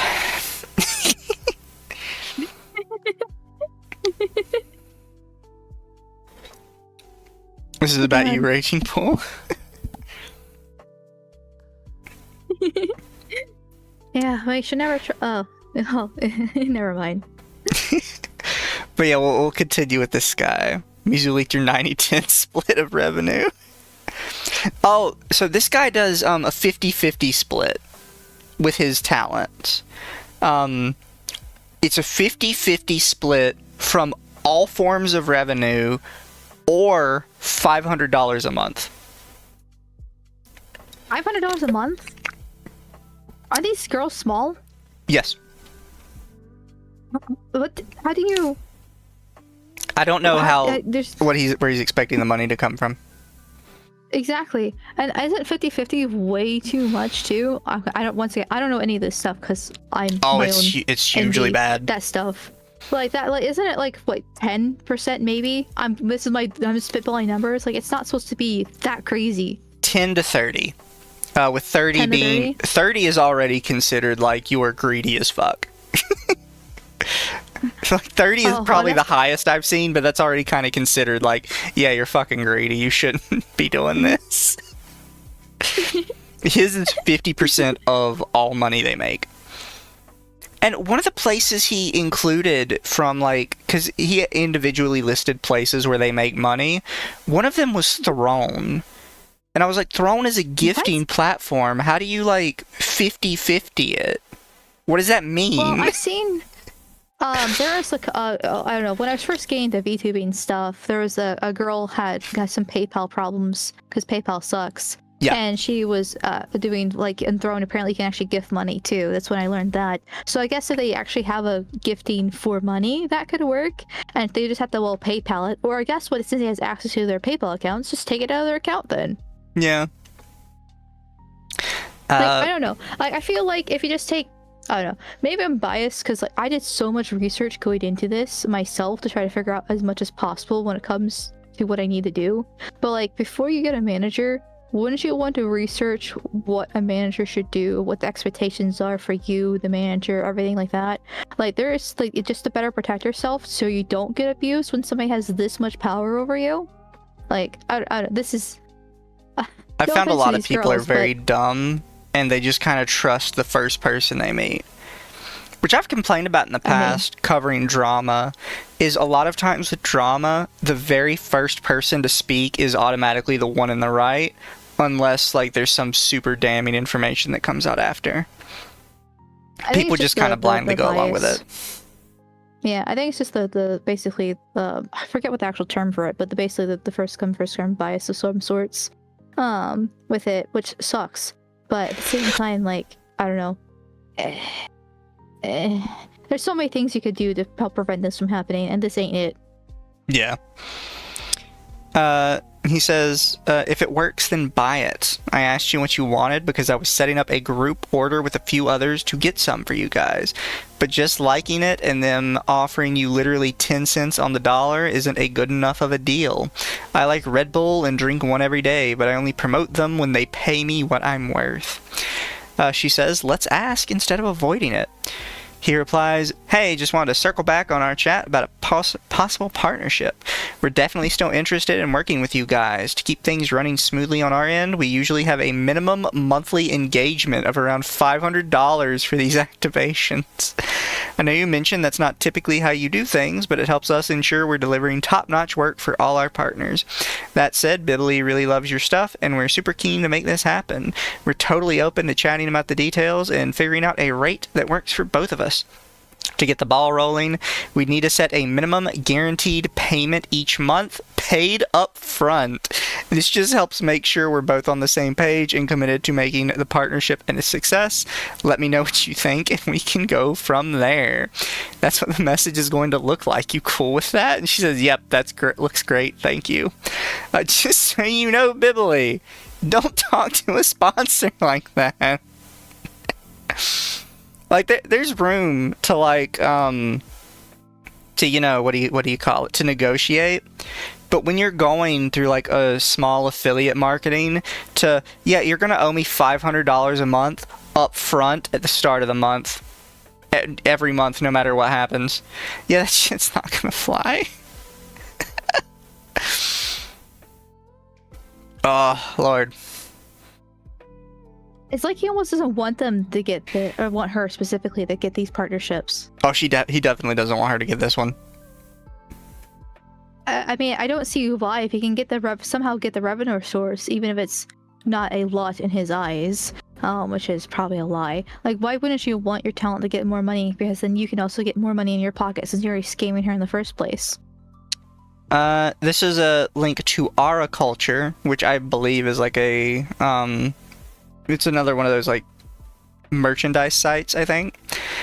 Bibby says, I signed up for this and they accepted me. Shino immediately replies, are you going to be mad at me for turning it down?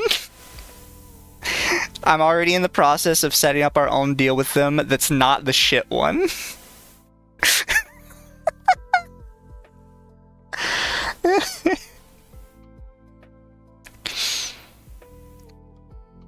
Bibby says, oh, okay, I'm sure they know that then when accepting me. Shino says, possibly, but I want to be clear. Unless it's on terms that make sense for each of you as you are and not some generic deal, my answer's gonna be no. I have no interest in having you guys push other people's merch just for a chance at your own merch and to do an unpaid meet and greet at their booth where they can push more of their product. Personally, kind of need you to stop signing up for these things and telling me after the fact. She says, gotcha, sorry, that was yesterday, and I really didn't think they'd go with me, but wanted to try. If it was just the affiliate marketing and you were already in talks for a deal, I would get it. But the meet and greet, that's insane. That's a huge thing for her.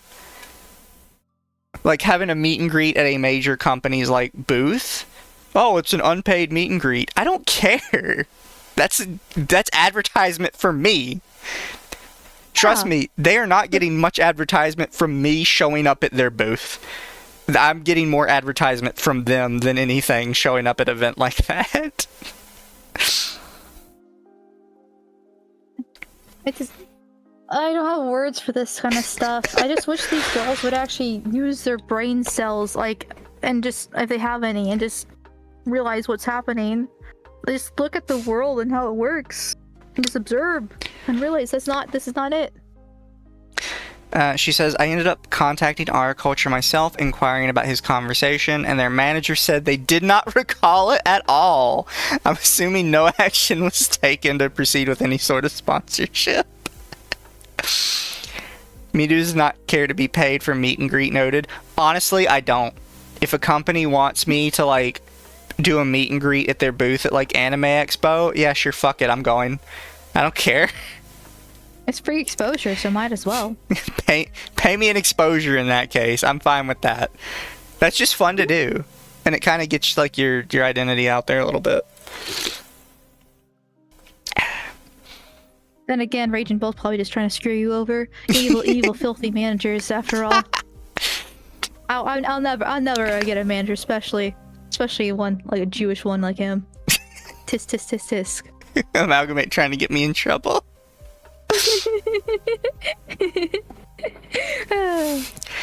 And this is Bibby messaging the Aura Culture people. Hi, before we started, I did want to acquire. Apparently my manager was already talking to Aura Culture about getting something in the works for his talents. He wasn't too sure about me applying separately, so I was wondering if we could look at that. The person replies, oh, I see. When you say something in the works, do you mean merch and meet and greets, or what were you referring to? She says, I think it's for merch, maybe? He didn't specify. They say, let me talk to my manager about it. They come back later and says, he said they haven't discussed anything about merch for all of the talents.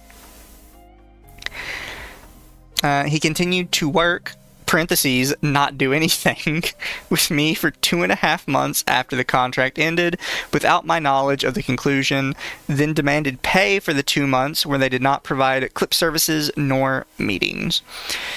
Oh yeah, so the contract between them ended, and in a previous message from him, he says, well, we were still pretending like the contract was continuing, so you still owe me money. But she didn't know, so what? I mean, granted, if she actually did sign a contract, which I imagine she actually did, she probably should have read the contract and figured out the date of it ending so she would know for herself. Oh yeah, she should have known the date it ended. She's dumb for not reading the contract. 100%. So she can't exactly use the whole no knowledge of the conclusion excuse, unless it's some sort of shady, like, backroom deal, something that she managed to get herself into. So, I mean, I can understand why he would, like, if this was an actual decent manager doing decent manager things, I could see why he wanted to pay the band pay for 2 months where he did the work, and even though it was outside of contract because of, well, he did the work, but he doesn't do anything, and yeah. Be honest, Mizu would do an IRL meet and greet cosplaying himself. I actually do want to get a Kigurumi mask of myself, but those things go for like $1,000. They're kind of not cheap. But I would go to an anime expo as myself with like the mask and everything. I do need to lose some weight first, though. I'm kind of fat. I'm kind of tubby. This is all for the grift and the appearance. Small VTubers want to say they have a manager to appear like they are more professional and more important than they actually are. They never got the memo that they can lie about having a manager. I used to do that. I didn't really lie necessarily. I had a friend who, before I would tweet, I would send him like a draft of the tweet and be like, am I going to sound crazy if I tweet this? And I would often refer to him as my manager. But he wasn't really a manager. He would just check my tweets before I posted them. Oh, well, that's not really lying then. That's just like a little inside joke of sorts. Yeah, it's a little fib. You don't need a manager as a VTuber. Like, being a VTuber is not that much different than just starting a regular YouTube channel and being independent, more or less. I mean, there's more things you go involved between the model and designs and things like that, but like, it's nothing too crazy. Like, you can just start your channel and hit the button and go. Yeah. More or less. Like, you don't need a manager because you're a VTuber. And most small people don't even need a manager. Oh yeah, definitely. I said it at the start of the stream. If you're actually making money from VTubing and you're looking for like the next step for you, I would invest that money in a clipper before I would a manager. Or like an editor too, if you're depending on what content that you do, so you actually can get videos going. Editors and clippers. Manager would kind of come at the end of that. For a lot of sponsorships, like when you're small, quite frankly, you're just not going to get a lot of sponsorships. And that sucks, like, honestly. But a majority of places are going to ask for you to be an affiliate. Yeah, and like, and then I don't know, you're still probably not gonna get much out of it too. And I'm not like a super huge fan of sponsorships or I guess in affiliates because I just don't trust companies across the board. So because I've heard too many horror stories of scamming and screwing people over, just being shit. And so like it would be definitely my last priority on things. Yeah. When you should just be focusing on making content and building your community. So she links out the clip from their agreement, which says the agreement shall commence from the date this agreement is signed by both parties and will continue until August 31st of 2024. He says we need to have a chat after stream. Bibby says about. Shino says the contract update. Bibby says gotcha. He tries to send her a call and she says hold on, I'm talking to mom. Shino says KK, you okay? Bibby says yeah, I just finished chatting with mom, have to lie down a bit because I wasn't feeling it great. Shino says I'm going to be honest and show you a few things, but it's not bad. Just want to open and bit and make sure we're on the same page. Didn't know Mizu had a thing for that. I don't have a thing for Kigurumi. I would just like one so I could go to events and stuff. I think it'd be cool. Shino says, as for your contract, I have the new one, but just had sent it. Honestly, I've been working nonstop, so it was kind of a little thing to me. Not it doesn't matter, but more along the lines of that it doesn't change the work I need to do. She says, can I put a phone... They need to like type these better. On a video project for raid videos, he says not right now. She says, can I ask why? And he says he's super behind on catching up on projects right now. Also, I read the new contract that he had sent her. Because, like I said, at this point he's pretending their contract is still ongoing. So he just sends her a brand new one that is even like more aggressive than the other one. And it's just a little thing apparently, but you know, just gonna fuck you over even more so. Oh yeah. She says, I requested in a work group chat that a graphic I made not be reused for other clients. His response says, delete it, Bibby, I'll deal with it. She says, I don't think it should be a problem if he sees that, but okay. Shino says, thank you. Bibby says, I don't get why it's a big deal. I'm not mad at him. I was just telling him. Shino says, text comes across differently. Bibby says, so are you going to tell him then? Shino says, I'm going to deal with it, yes. And she says, very vague messaging and in consideration of availability. Bibby says, I can't do this Tuesday, so I may need to do next, but gonna write this so when we do meet, I don't forget. Advanced GG, December panel, October, November plans, coin, and stream elements. Shino says, if you can't do Tuesday, then we'll just cancel stream and do Wednesday, but we need to chat before your next stream. She says, that works, but I don't see a 2 for Wednesday. He says, there's a lot we need to go over. You can't just, like, cancel your stream. We're gonna talk now. Like, you gotta fit stuff in. Like, as a manager, if he was actually a real manager, he should know the importance of having a consistent schedule when it comes to streaming. I need to work on my consistent schedule. Oh, sorry, didn't mean to throw you under the bus there. No, it's okay. I know I need to pick out like at least 3 days, and it's like, okay, these 3 days we just always stream. Granted, I have done the same time every Friday for like the last year at this point. And Tuesday. Sorry, Thursday, I'm dumb. Oh, at least I got some consistency. This was not too bad. I didn't throw you on the bus too hard. Whoops. But like you can cancel stream every once in a blue moon, especially if emergencies happen or you're sick, that type of deal, because it does happen. But like scheduling is, I don't know. Maybe because I once again did a ton of research into this shit, but like it was one thing that was like drilled into me was how consistent streaming schedule. Do not fuck up your streaming schedule unless you absolutely have to, because consistency is key for your community that you're trying to build and then any other new people coming in.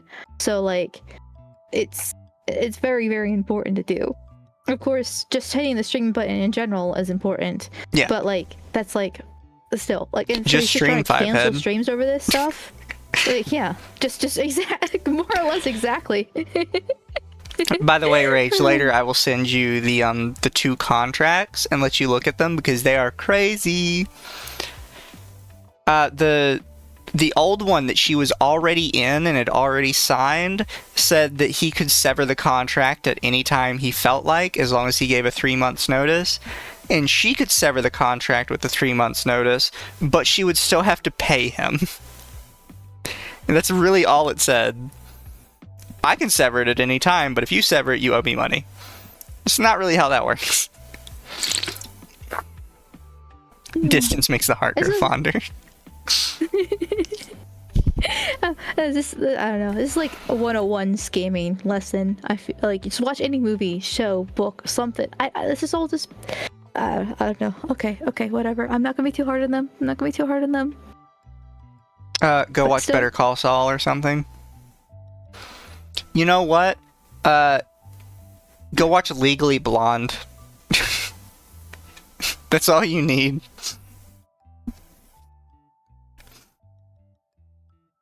I'll happily let you record me screaming about it. She says he hired one of my mods as a clipper and did not pay him for his work until months later. He did the same with another mod of mine. However, he never paid him, but sent him an NDA and still used him for work. Can't you just not work then if you're not getting paid? Like. Yeah. And here's the 2 screenshots. Proof of him doing it. But they're super tiny and they kind of hurt my eyes. Here's the mod guy 18 days afterwards. It says, "Hey Shino, just wanted to poke you about payment and when that might be, as I do need to pay my internet bill and start saving for the trip down the line." He says, "Should be coming in pretty soon, watching up on a few other things. Do you have PayPal by the chance, or do you use regular banking?" It says, "PayPal works fine, let me give you the link, or would you like to wait till that time comes? I don't want to push it on you right off the bat." It says, "Yo, what's your PayPal?" And then this is where they link to PayPal. Then 9 days later, "Hey Shino, bit of an ask, but do you know when I might be paid out?" So we're almost a month after at this point. "Sorry, taking a bit longer due to delays on my end. I'll do what I can to have it soon. I will be honest, it's kind of scary when an employer ends up late on the first paycheck, especially when you poke them multiple times about said payment. Hope you can forgive me when I say that I have noticed." Shino says, "I will be direct. Payment's coming, but it's coming out of my pocket. You didn't..." What an ass. "You didn't do the work on time or close to what I was asking for in terms of quality, so I had to pay for it to be done elsewhere. It's not just the first check, but in this case it will be the last. It just took me longer to get the funds personally to pay you for the work. To be fair, not your fault, just other people late on payments to me." Also, you know, that's a pyramid scheme. Sorry, it's not a pyramid. It's a Ponzi scheme. You're taking money from other people to pay back the people you owe. Oh. Okay. Well, okay then. But I'm a little bit confused. What does he mean but didn't do the work on time? Or close what is asking to do in terms of quality? Like, what work is she supposed to do? Stream? No, this isn't to her. This is to a clipper. Oh, the clipper? Oh, okay. Sorry, I got confused there for a second. Wait, did the work on time? Okay, yeah. So did they actually not do it on time then? I don't know. Okay, because like to me, I feel like that's just kind of like a. How do I phrase this exactly? Like, it seems like just excuses upon excuses overall. Just trying to barrage them as much as possible. And rage for 3. Here's your 3 silver pieces.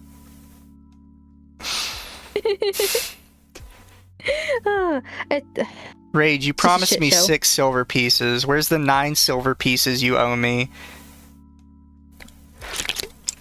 But he had to train the clippers. How do you train clippers? You just clip shit.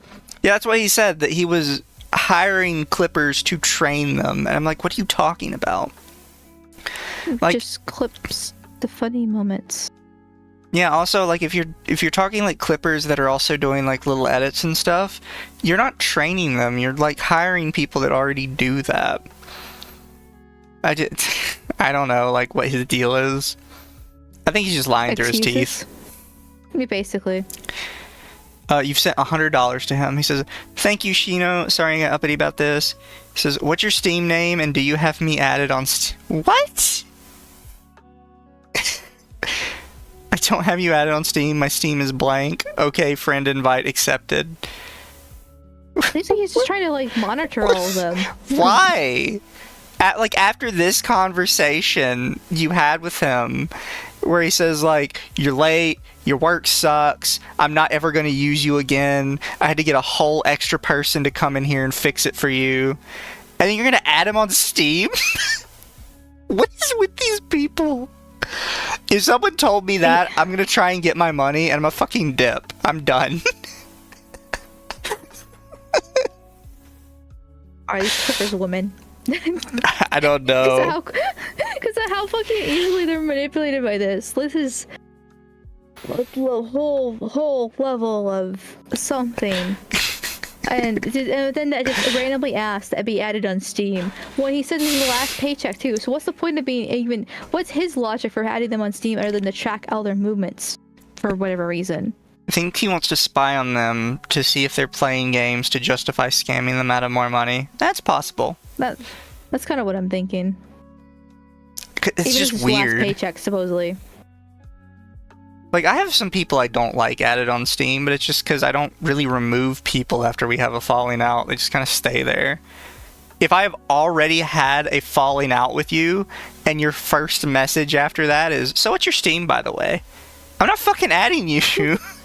What? Be like, block, be gone. It's like, yeah, no, we're done. He needed a duo for Rivals. What was that one CEO that he kept trying to get his girls to play Valorant or League with him? It was one of those two. And he would get upset that they wouldn't play games with him. That was like next level pathetic, starting a whole VTuber corp just to have people to play games with you. Wait, literally? Yeah, there was a Just corp play that did that. He would get upset at the girls for not playing games with him, and he would demand they come and play like the team fight game. Akio Air, yeah, it was Akio Air. He would get mad at them for not playing games with him. I think Akio Air also is one of the ones that had the miner in it. It was for Overwatch. Thank you. That was the game. I'm adding them so I can bully them for their shit taste in games. I think I'm one of the few people that leave my Steam game list completely open. That's me, you're not playing Payday 2 with me? Look, I suck ass at Payday. I've tried it before, I just can't get good at it. I feel like I'm an idiot. But he says, my community member's waiting on a reward promised by Shino from March 20th, 2024. I guess this is the community member. Blank messaged me about the Lethal Company tournament and if that prize is still being given out or not. Any chance I can give him good news? Bibby at Shino. He says, I know I've been added, but I'm uncertain of blank. Shino replies it and says, I'll look into that. Maybe one of those where I still needed people to add me and they may have slipped through, but I'll check. Says, alright, I'll contact them so they can reach out to you. Shino, updates for you. Both blank are somewhat busy at the moment, so it will be 3 to 4 and 3 hours. He says, right, I've gotten confirmation that blank have reached out to you, Shino. They are ready to knock this out in one go when you are ready. Shino says, I'll check in on them in a bit. Reading back up, the mod reminded him on 5/12/2024 about the Lethal Company rewards. Anytime I mentioned that to him, it was always in VC during our, quote, meetings. He also never fulfilled rewards from my donathons.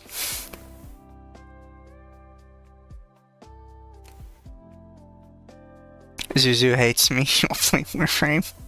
I haven't played Warframe in a long time. Shino says, who won for the postcard? I can send them off myself as a self ship on the fourth wall? Fuck does that mean? I'll be honest, some of the messages that come from this guy just sound like schizophrenic, and I don't know what he's saying.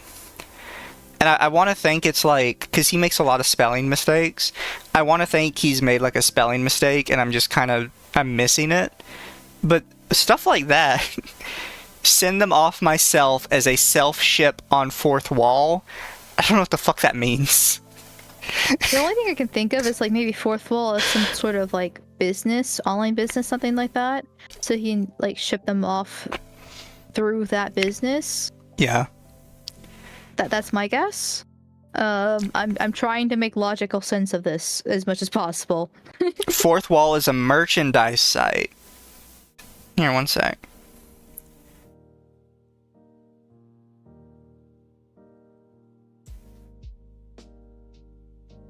Oh, you like make your own site? Pricing for creators starting at $0 a month. Okay. That's a scam. Somebody's lying to me.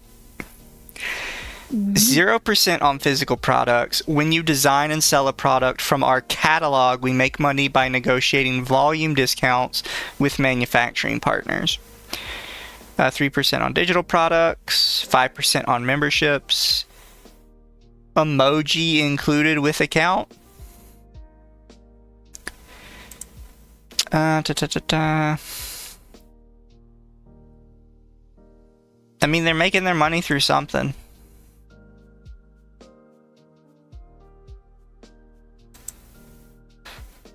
Oh, this is a side note, but somebody asked, at one point she had asked him, or told him that she was going to try starting a podcast thing. And she says, I'm going to start like researching some different podcasters to watch. And the very first thing he replies to her back with is a link to this guy's YouTube channel. Which I've never heard of this person before. But you can immediately see with like his titles that he is heavily a political channel. Yeah, I've heard of him before. I don't really know much about him, but I've heard his name passed around. I've never heard of him till today. Circles. So. But I saw it, and I was like, I wouldn't give this, like, if I had a VTuber who does like funny games and stuff ask me how to do a podcast, I'm not linking somebody like this. I would find somebody that does like a gaming podcast or a movie podcast. I'm not sending them political podcasters. Yeah, there's a whole different setup that goes with that. Yeah, it's a very different world. Mm-hmm. I've told this to people in the past before when they kind of say like, oh, I just want to casually chat about politics. Don't. It is a completely different world. If you don't know what you're doing, they will eat you alive.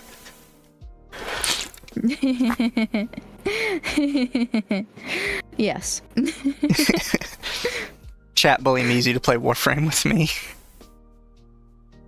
Oh my god, linked on the Alex Jones podcast. Hell yeah. Does he have an Alex Jones podcast? Frog's gay. Does he have a new podcast? Yeah, it's just called the Alex Jones Show or something like that. Not fair enough. They still do InfoWars as well. They usually do it at like the same time. So I haven't actually watched. I thought he any lost of it. InfoWars. He technically did, but like, for some reason, I just see it on the Twitter live streams all the time. They probably don't like, care enough to like you. keep the name. Like whoever bought it probably doesn't care enough to like want to have it. Well, okay. Well, we're probably heading to the political route if I explain what my thoughts are. So, but yeah. No, I think because I even saw that people that weren't particularly political thought that it was a little sus what happened in the Alex Jones lawsuit. But he's not the only one. I've seen a couple like different lawsuits pop up that I'm like, I think some of this stuff is kind of sus. Like not all of it, right? But there's like some parts of it that get mentioned that it's like, I don't know how I feel about that. That seems like somebody's doing some corruption. Oh yeah, especially in the case of Alex Jones, 100% did that to take him down as much as possible and ruin him. This is a side note. because this is something I saw this week, which is technically political, but I don't care. Did you see that supposedly Hitler actually did escape to Argentina? I saw that briefly, and I'm just like, I didn't really look into it much because I was just like, this is just. I mean, if he did escape to Argentina, that's funny. That is actually true, but I also don't care enough if it is true, and it's still kind of absurd. So. Yeah, so I don't know where all this stuff got leaked from, but apparently a bunch more like FBI documents or whatever got leaked, and they claim that Hitler made it to Argentina, and that by using psychics and remote viewing, they have confirmed that the Ark of the Covenant still exists.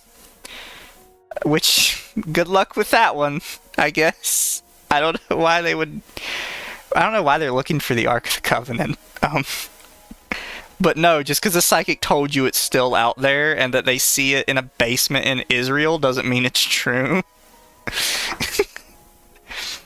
I don't know why the FBI spent so much money on remote viewing. That shit's like such a quack. They could tell you whatever they want. Well, now we're getting to government scams and how they don't care about your tax dollars. I already knew he also married an Argentinian chick. There's pictures and everything. Of course the Jew would know that. He's got to track down where he has to hide. Argentinian president wanted to declassify stuff. Interesting. Argentina agreed. That's a wild way for that to come out. So is it actually real then? From what I've heard, it's real. Fuck. Maybe I do need to look into this, because that's hilarious. Yeah, chat. The Austrian painter got away with it, apparently. LSD did weird things to 3-letter agencies. True. I forgot they were doing that for a while. God, we are so off topic. But there's a... I'm not reading through all of this anyways tonight. Like, chat can't see it, but do you see how many of these there are?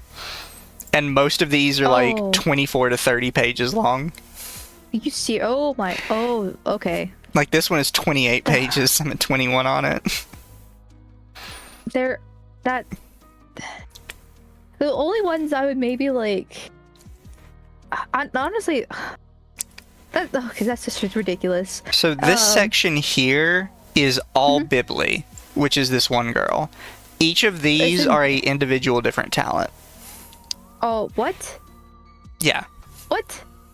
I mean, at least they're all compiled together so people have enough evidence between him screwing over all of them, which I appreciate, but that's so much info and so much just to dig through. Yeah. Here's where the problem comes in, right? You can't accuse them of hiding stuff because every single one of them posts like their entire chat log with him, start to finish almost. However, that also makes it very difficult to actually find the important information that matters because so much of their conversation is like, this does not matter. Right. And there's a few things I've seen. There's like a block message like here and there. So, I'm not sure what that was about. Yeah. Oh, the block messages? Shino blocked them. When she asked for her YouTube back, he said something like, I guess we're done here, and then blocked her. So, whatever with that. That block these okay, that's weird. Also, quick note, I like her design though, it's really cute. Oh, her? In the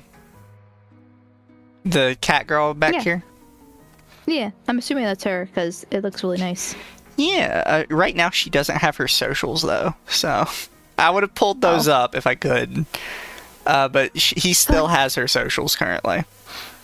Oh. Yeah, she is considering they suing. Some lawyers involved. Considering she should be going to the lawyer's office months ago. Yeah. So they're talking about a donathon she did. And he says, who won for the postcard? I send them off myself as a self-ship. I guess he meant self-ship on the fourth wall. Bibby says, Rascal and Karn paid for 2, and Karn gets a nude poster, and Rascal and Nick get a regular poster. And Karn also gets a card handwritten by me. Shino says, what were these things for? Bibby says, they were the last donathon.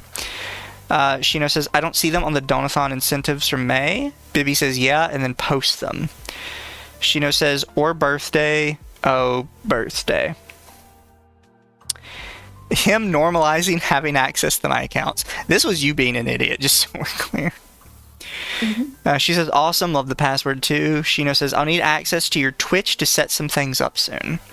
Okay, I'll grab the info, might change the password to the ones you sent because I think I forgot Twitch, her information, and then the Authy information. Also, I guess she has blocked him because it says you cannot send a message to a user you have blocked. Bibby says, yes, just makes it harder with a wonky relationship. Are you or Lisa able to announce my stream? Pause. Shino says, yeah, I can. I intended to, but was giving you the day off. Like just radio silence for the day. I'll send out the message on Discord in a bit. Question, are you comfortable with me getting into your Twitter?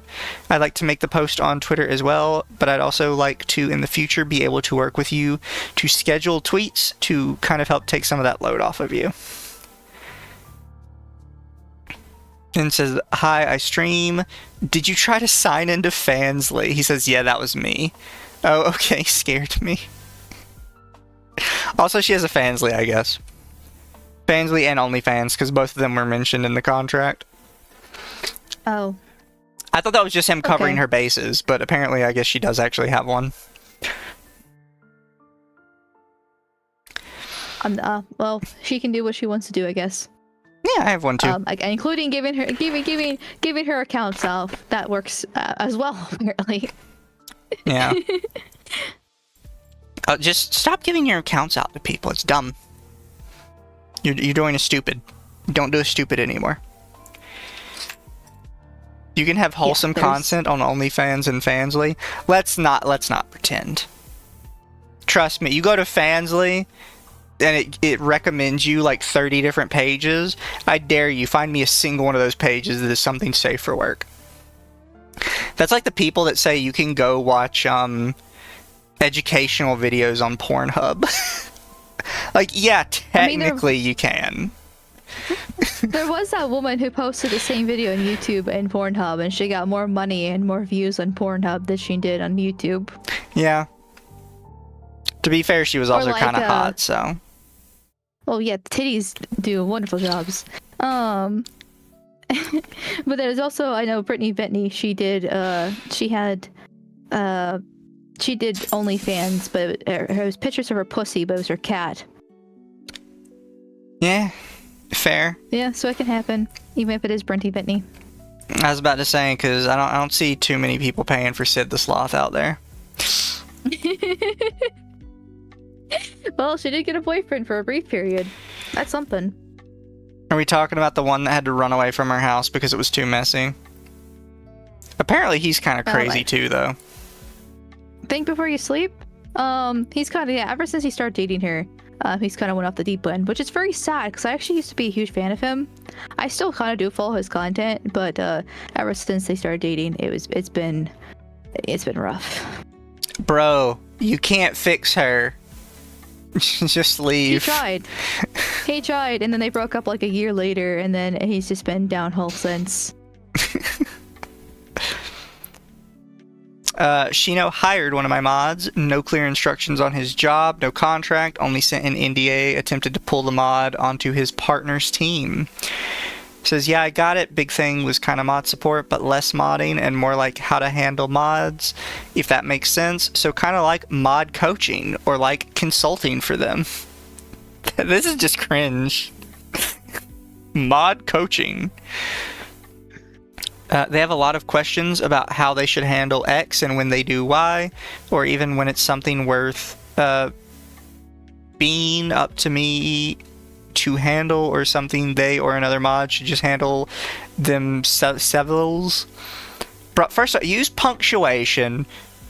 Like, go back and check your shit so you're typing correctly, and Like, have this spaced out. Like, hit the... on Discord, you can hit Shift Enter, and it will make a blank line for you to space things out a little bit. God, I hate people that don't, like, format their shit. It makes it so hard to read. You have more experience with people than most of them do, and know when things are escalating as opposed to just them overreacting. At this point, I feel like he's doing it on purpose. How do you fuck this up so badly? Oh, it's a headache. So, ideal, I wanted you helping them pick out mods, but also just for more moderator or really leadership, community leader questions. How do you mess this up so bad? Is he drunk? I guess. Hi? Something? There are so many typos in here, it's not even funny. Like, some of them, I typo I see, a lot, but this is insane.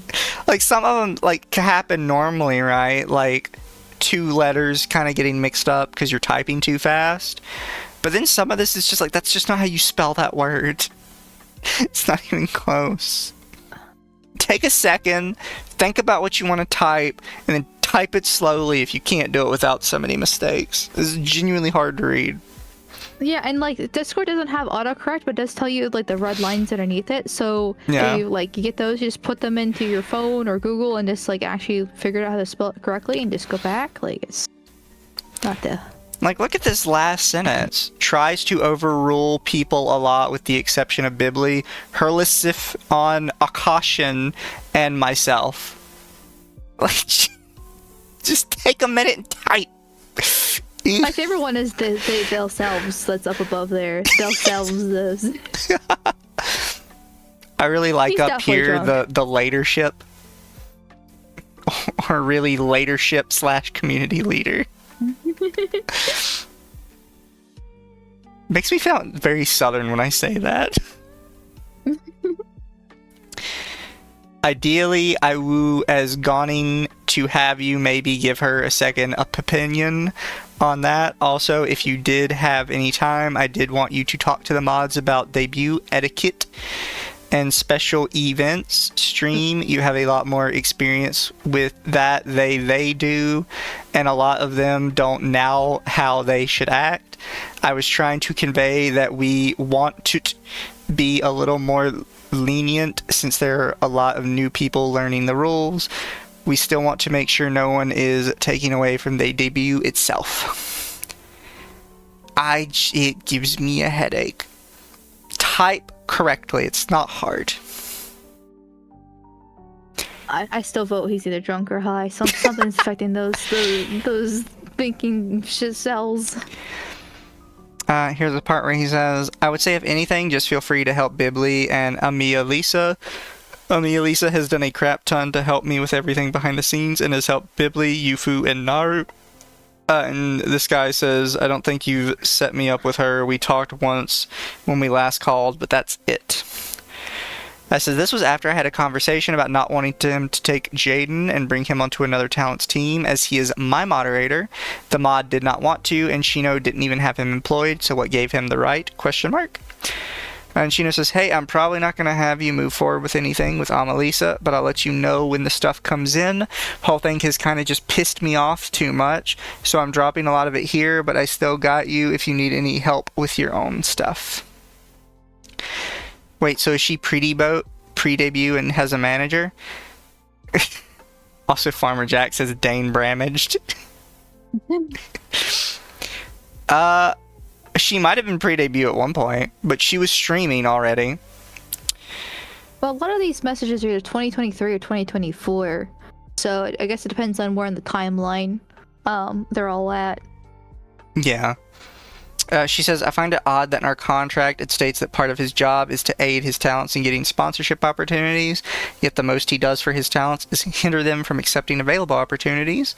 Consistent throughout his relationship with all his prior talents, he still owes the $118 he promised to cover for my donathon, 2 postcards, 1 letter, 3 posters, and the $100 lethal tournament prize money. In total, $218. But chat, I am not going to cover the rest of this document tonight because there is a fucking lot. Like I will show you guys in one of these. Is it this one? Yeah, it's so much. 21 pages later. Wait, why is the last page just blank? Oh, but yeah, these Like are formatting issues. all of these are very long chat. Like this one especially. Look how small the writing is. Oh, that's meaty. So Oh, like what? And there's screenshots and screenshots of above there. Yeah.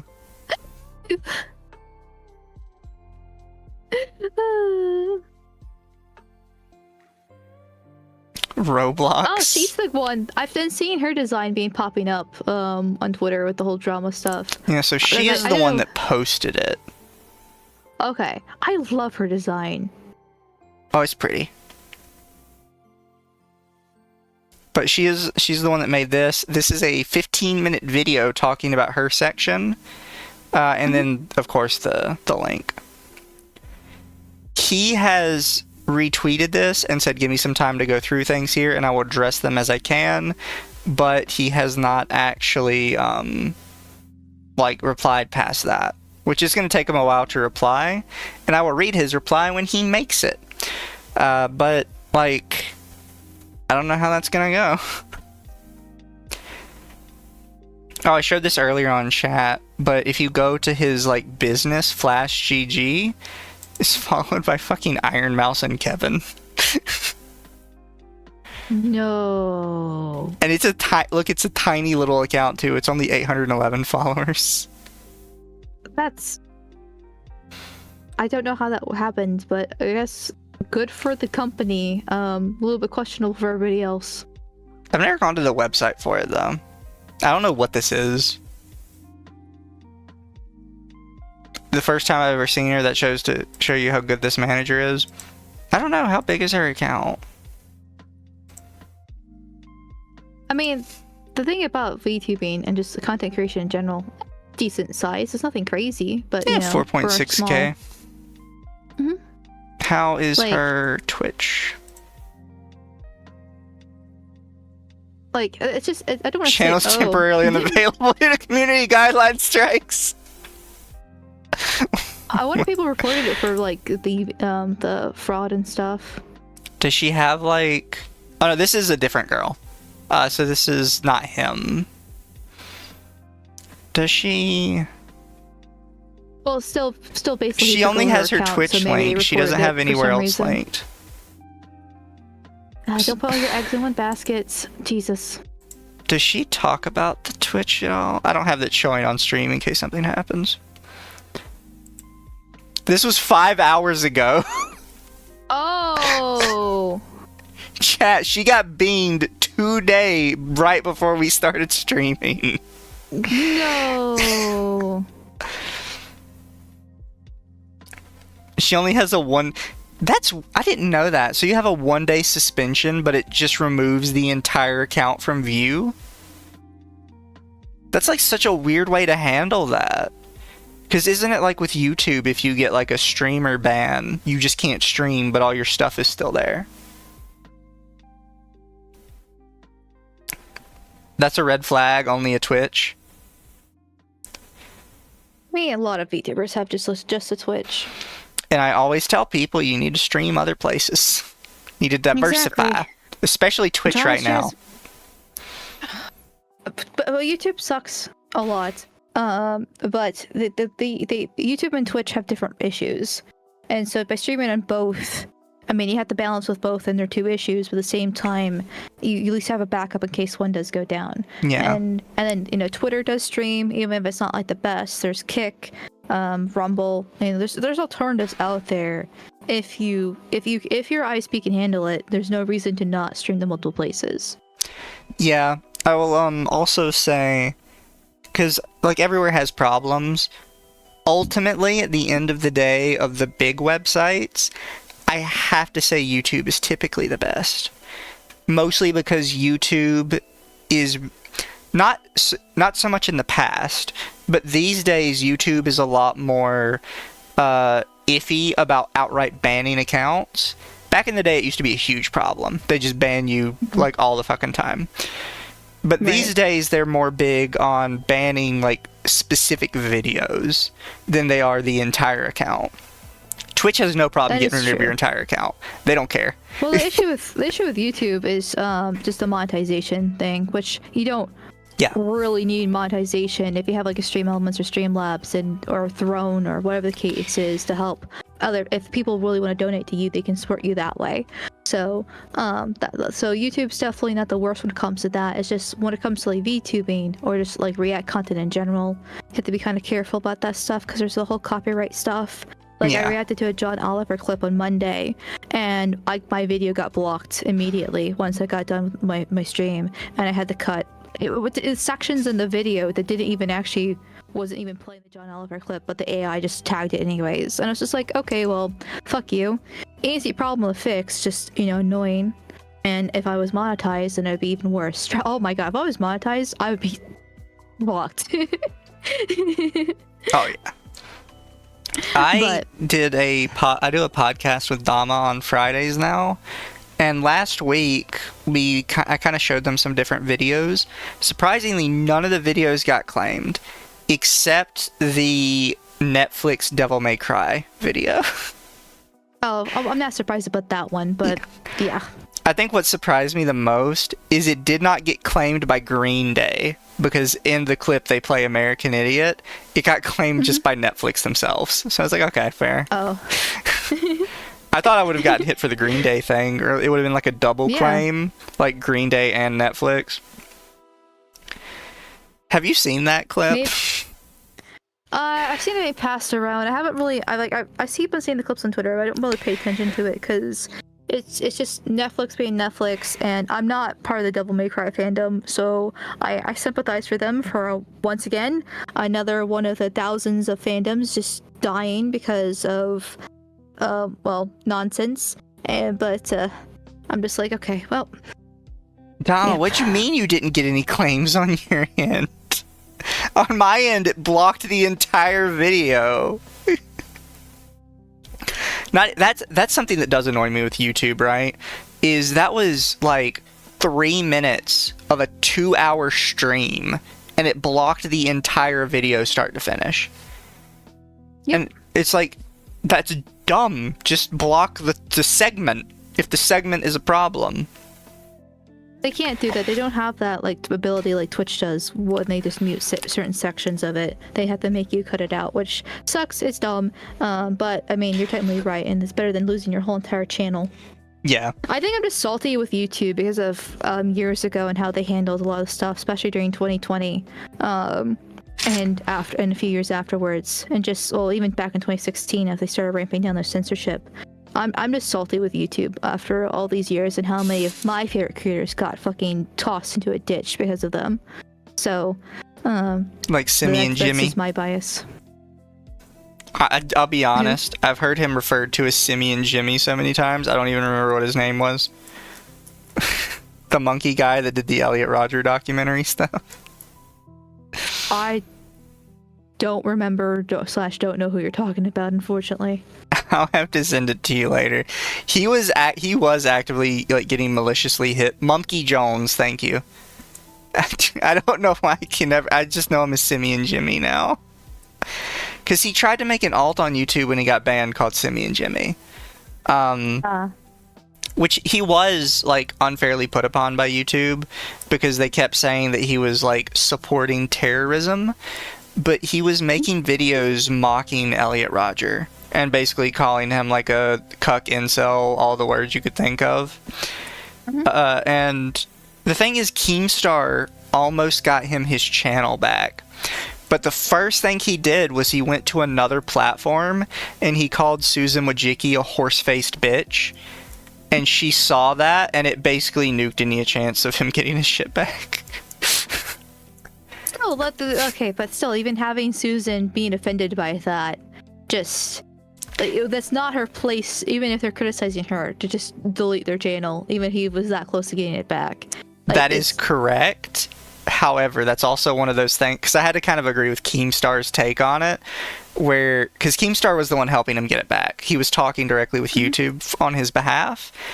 And he's like, I don't know what you want me to do for you when you call the CEO of YouTube a horse-faced bitch. There's nothing I can do to help you after that. Because she's not going to listen to me. You've kind of shot yourself in the foot. Also true. Just, It's one of those things where it's Susan. like, you are correct. You should have the freedom of speech on this. However, very hypersensitive people are at the top, and sometimes you do have to kowtow to them if you want to continue making your money. Yeah. Yeah. With platforms like this, it's more about knowing how to stay within the lines as close as possible. And then for your other stuff, go other places. Mm-hmm. I had that opinion ever since somebody told me to start using Yandex as my search engine, which Yandex is actually run by the Russian Federation, I believe. Right. And his reason for using Yandex was, unless you care like deeply about criticizing the Kremlin, they're really not going to censor anything. Because that's really the only thing they care about is protecting like the government of Russia.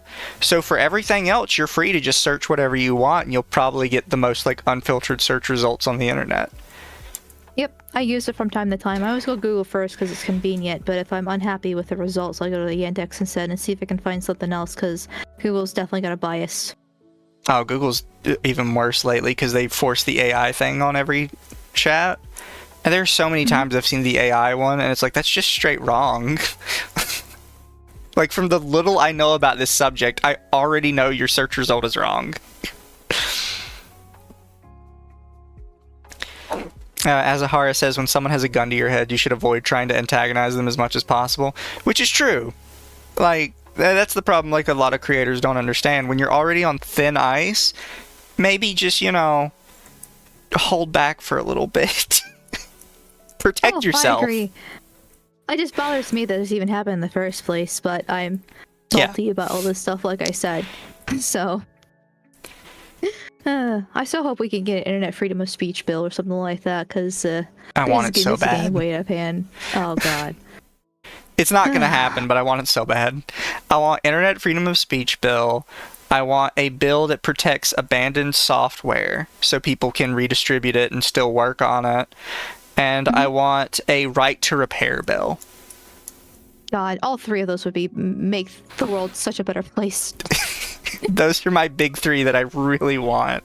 And I know that a lot of them just aren't going to happen. The right to repair one would probably be the most likely to happen because of how popular it is and how most people seem to agree. The only issue would be the lobbying factor, and of course the businesses don't want that to happen. But if you can get the right people in there to advocate for it, and it might be possible. The big ones are you have to get through Apple, and you have to get through a lot of the car companies. Mm-hmm. Not just the car companies, but I learned that the tractor people, John Deere, are really big about refusing right to repair. And they charge farmers out the ass for repairing tractors. Yeah, those farmer companies are specialized, so they definitely want to try to make as much money out of them as possible. Mizu for president 2028. I could never be president because I've already told people I want to be a dictator.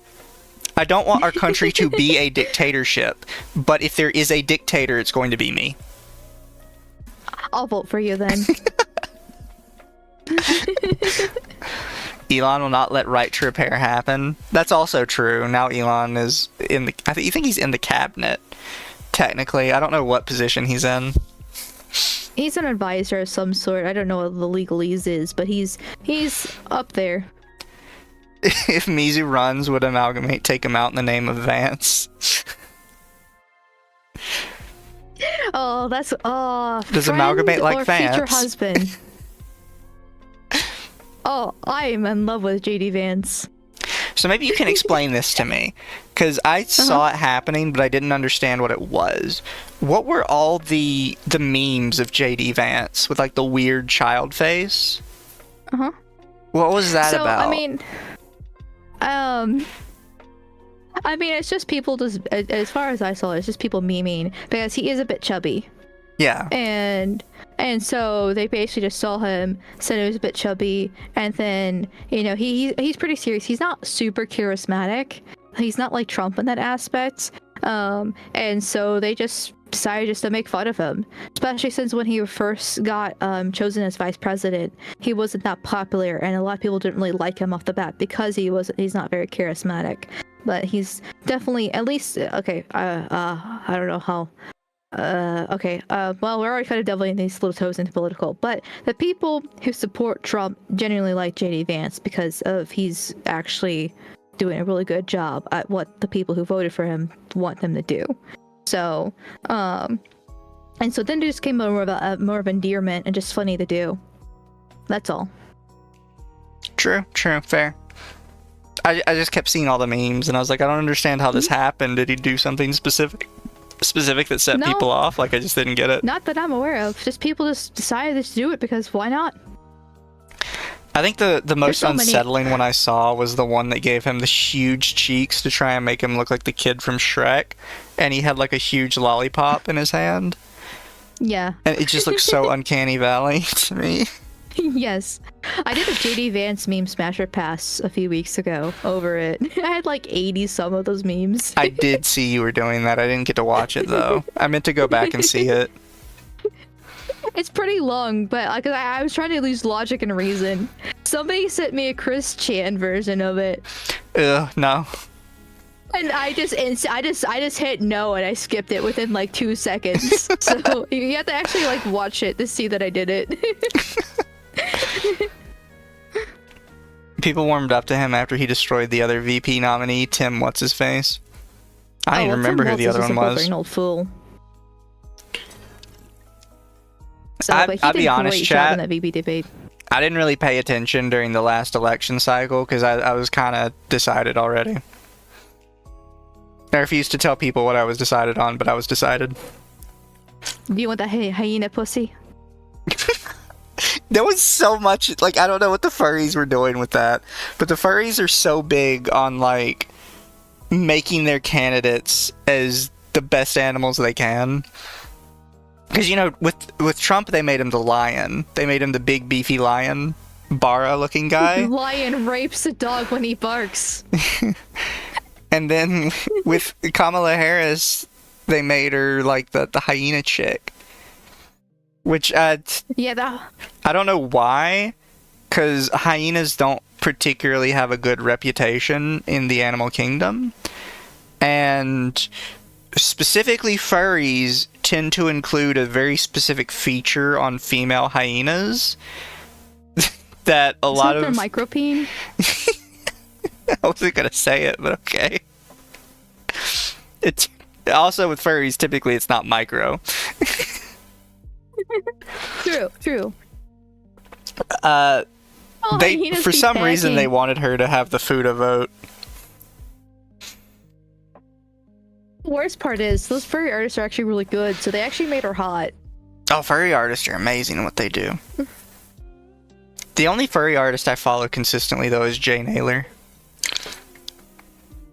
I don't follow any because I scroll Twitter not on purpose, but accidentally too many times on stream, and I'm just like, I don't need any not safe for work popping up randomly.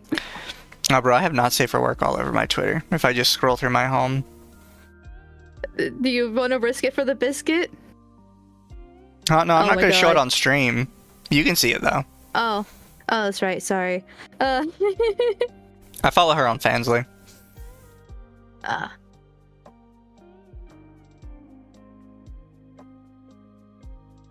Got some good art over there.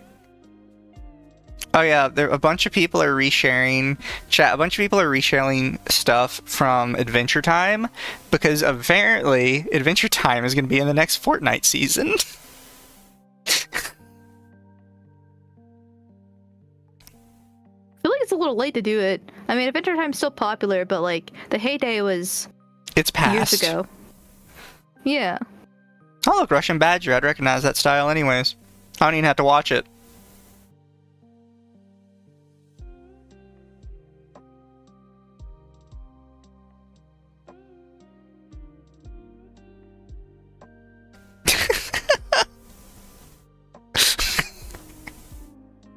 I don't know why. I love watching houses that aren't completely built fall down because it's like it just slides. Satisfying, but also like, holy shit, the amount of money and time was wasted on that is it's saddening. It is, but still. But I can never scroll through my Twitter again. What the fuck? Thanks, Grok. Grok. I don't know how to pronounce it. Grok or Grok? How do you pronounce it? I just say Grok. Grok? Okay. Oh, chat. First clip from Rick and Morty Season 8 premieres May 25th. It's still going? Yes! Rick and Morty is still going? It has not stopped. What? When will they kill the show off? I thought it was gonna die, like, they were gonna finish out the last season after What's-His-Name got kicked off it, and then they were gonna stop it after that.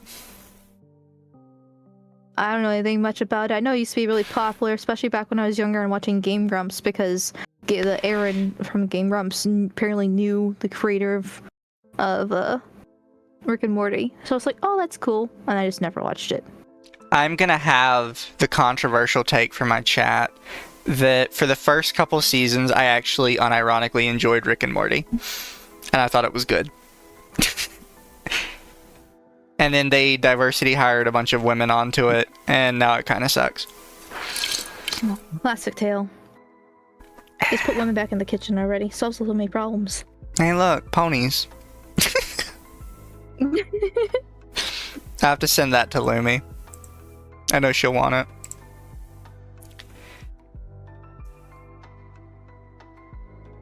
Did Arch convert her to a Pekka's sister? She has a pony model. I did see it. It's absolutely gorgeous. I want one.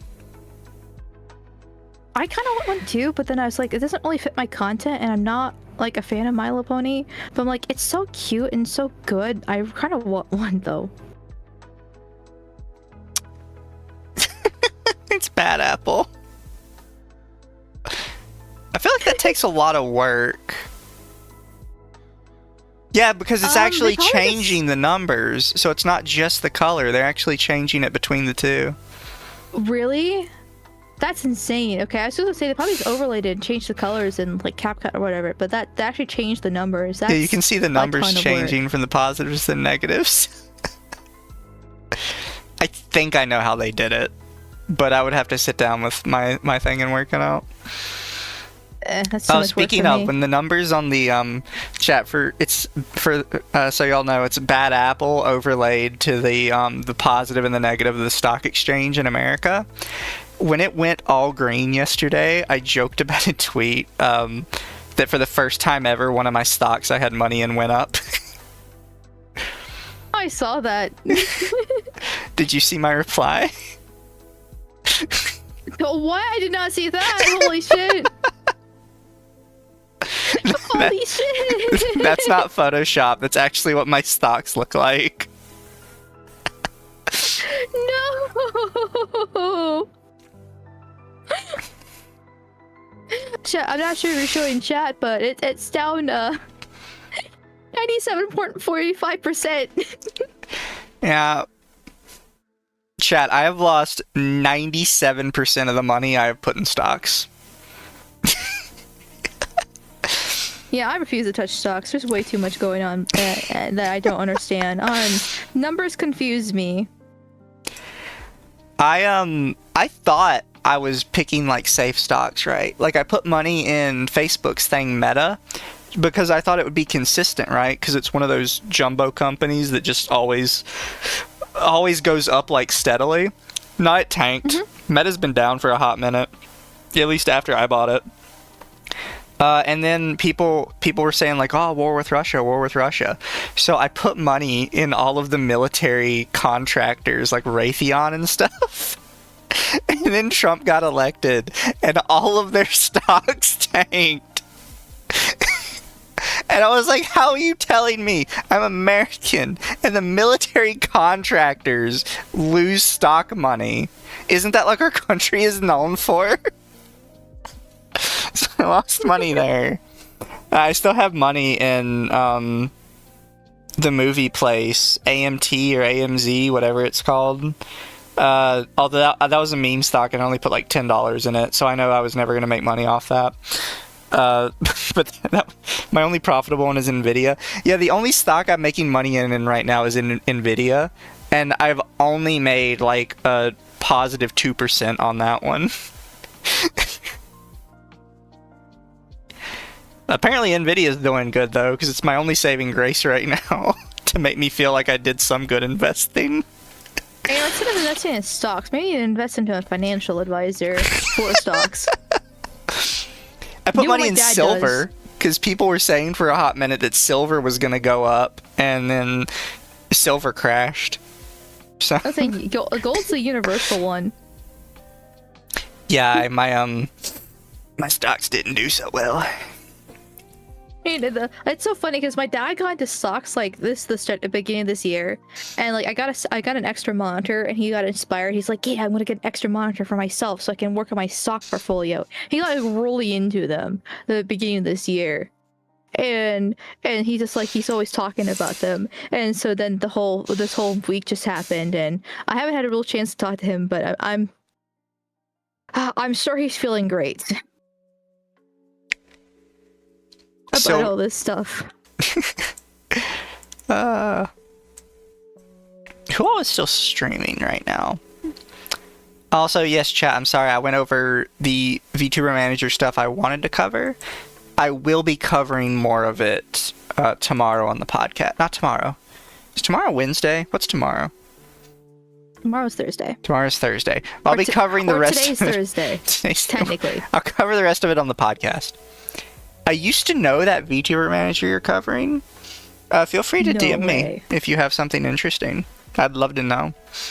Because I'm going to cover the rest of it on Thursday, because there is a lot. Mizu needs to see the Daily Wire ads so he knows where to put his gold. Chat, didn't you hear all the gold's missing from Fort Knox? That's why they won't let people do an audit on it. Yeah, I like that they talked about that for like 3 days and it just disappeared and I forgot about it. Because I actually don't think it's necessarily that the government is better at covering stuff up lately. I think it's because of the internet cycle that people genuinely just don't care after like a couple hours, because there's always something new happening. Well, that and the fact that like it all depends on updates. The stories need updates, and the more you fan the flames, the more people talk about it. And so they talked about it, and it happened for like 3 days, and then they just never did any updates. Nothing happened, you know, and so then people just forgot about it, moved on to the next thing because, well, nothing ever happens. True. I always think about that 4chan meme. Nothing ever happens, bros. Yeah. And then there's always going to be like a week later somebody's going to post the something's happening meme, and then a couple hours later somebody's going to post the nothing ever happens one again. Oh my god, it's like the South Korea thing that happened like last fall when they had like apparently the military overthrow or whatever case that was. Oh yeah, everybody kept posting the something was happening, and then literally the next day it was done. Same day. It was the same day it was done. Genuinely, chat, nothing ever happens. I am on team everything sucks, so I'm just gonna make my life as comfortable as possible. Same. More or less. I just gonna rant about how everything sucks though. Yeah. I'm gonna make my life as comfortable as possible and rant about how much I hate it. I feel like the old man is lawn. Screaming at the sky. That's basically my mood. True. Is the stream going to be turned into a podcast or just a regular stream? My streams are just regular. Fridays are podcast and Thursdays are podcast. Well, since it's Thursday, are you guys doing Under the Tea tomorrow? We are. Or I was gonna say, are you just gonna stream and then go to the Under Tea afterwards then? I don't know if I'm gonna stream tomorrow, honestly. Because I'm normally not off on Thursdays. Normally I'm off today, but my schedule got moved around. You just said that you're gonna stream tomorrow through the rest of the doc. Did I mishear?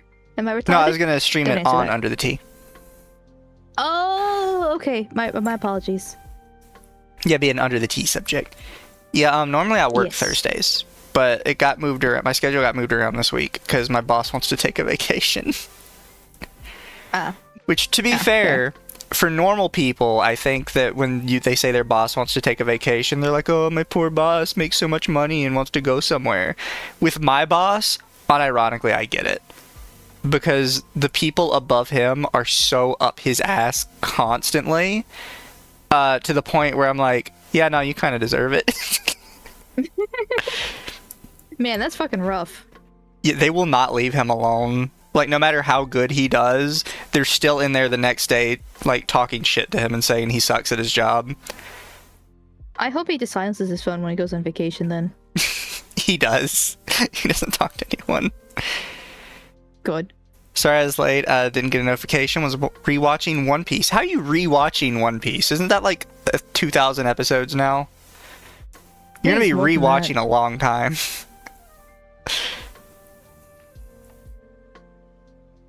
I've showed up 30 minutes late for 3 months and no one has said a thing.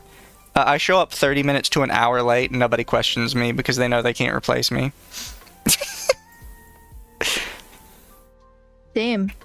Those balls must be heavy. Oh, no. So I mentioned it the other day, but I called out of sick to work the other day. And you know you have job security when people in departments you didn't even know existed come up to you when you come back to work, wishing you well. What the fuck? Holy shit. I was sick for 1 day. I'm never sick. I come back into work the next day. I had people I didn't even know worked for us coming up to me in departments I didn't know were real, being like, "Hey, is everything okay? Are you all right? Like, are you gonna still be here?"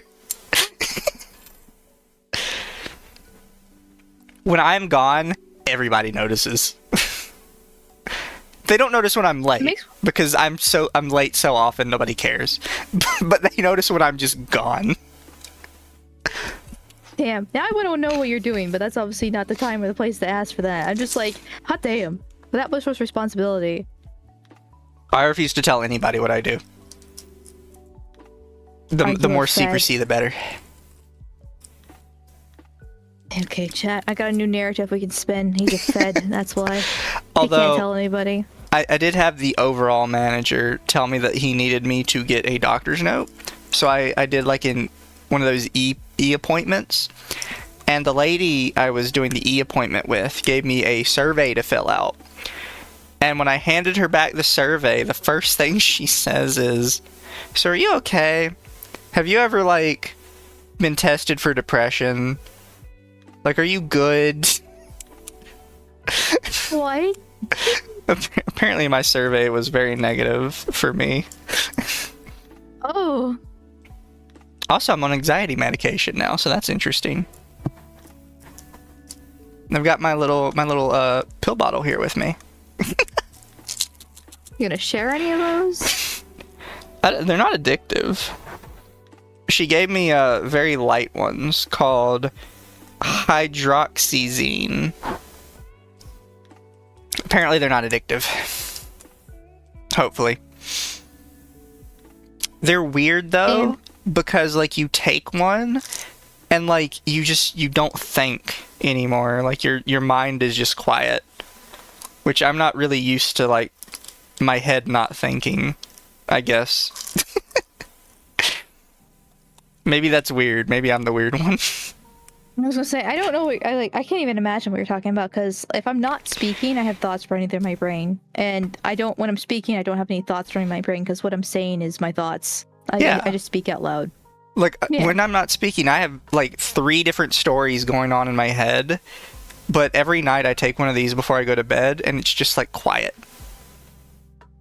And it's a weird for there to just not be thoughts, I guess. Is that supposed to be normal? It's like that reminds me of like the internal monologue, how people don't have that. That's just so I cannot grasp that. Just in silence. I mean, like I can force thoughts if I want them, but I don't have like just natural thoughts running through my head. It's just like I sit down to sleep and it's just silence. That would creep me the fuck out. It was weird the first couple nights, but I think I'm kind of used to it now. Wow, temporal would not really do. He's about to hit us with the "Have you tried DMT?" Now for me it would be like, bro, have you tried melatonin? I got them Flintstone gummies, bro. Speaking of, I haven't had a Flintstone gummy since I was like a kid. You know, like the little chewy ones? Yeah. No, like fruity flavored. Mm-hmm. I was one of the gummy ones, but my parents didn't want to buy them because they were more expensive. So I got these like charcoal, like chalk tasting, still chewable ones, but they tasted like ass. And I would refuse to take them because they taste like shit. But I also couldn't swallow pills, so they eventually gave up. We got the actual Flintstone gummies, so I always liked them. Oh look, Akko! Hi Akko, thank you for the raid. But now you messed me up because I was about to raid you. Unfortunate. I'm gonna have to find somebody else to raid now. I've been yapping too long, I guess. Sorry. No, I've been enjoying the yapping, even if we're a little off topic of what I normally cover. I think it's a good discussion now. Just a little. Chewy Flintstones. I mean, raids. I already covered the stuff I wanted, mostly. I'm just vibing. The adult vitamins in the blue bottle. You don't want adult vitamins because adult vitamins just taste like nothing. But the Ollie ones are like the adult version of the kid stuff. Yeah. Just, they seem to do a decent job. My night is over. Hassan is boring now. Was Hassan ever interesting? He's funny to laugh at. Because it's Hassan. I mean, fair. It's just one of those things, like, I don't really see how people watch him, you know?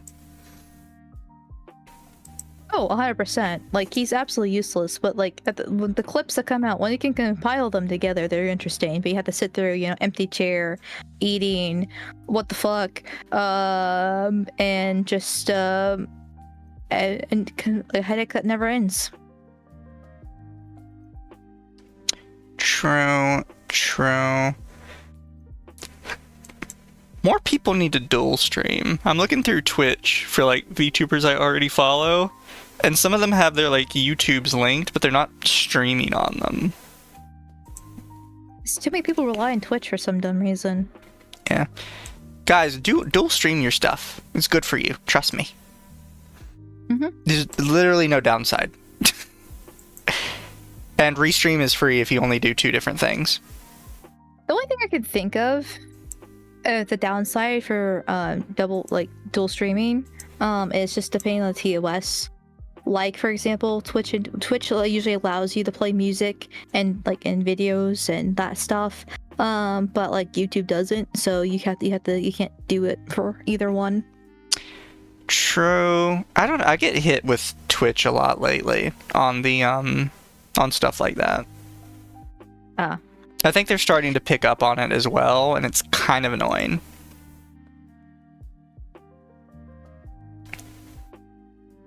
I will say, the one thing I don't know how people find me on YouTube, by the way, because it's so hard for me to find other people on YouTube that are streaming. I guess it depends on, it's based off, at least how I find people, it's based off subscribe, so I have to actually subscribe to them, and I'm like, okay, they're live. But if somebody tells me to go rate somebody else on YouTube, I'm just like, I don't know how to do that, I'm sorry, I'm retarded. Oh, welcome to the puddle, Phoenix God? I don't know how you want me to pronounce that, I'm sorry. Splits bandwidth? It's fine. I thought Restream just handled most of that for you. Maybe I'm dumb. Pretty sure it does. Wait, no, okay, her earlier chat says she used ATM, to be honest. So maybe it's ATM is what she uses, but it splits bandwidth. Okay, there we go. I think I figured out how to read. Ha! I'm smart. I think. Maybe. Live stream offline? What do you mean? Oh, maybe they have a stream coming up.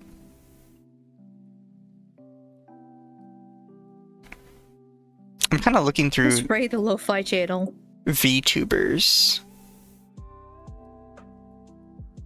There's so many people playing Marvel Rivals on the YouTube streaming right now. It's like the game.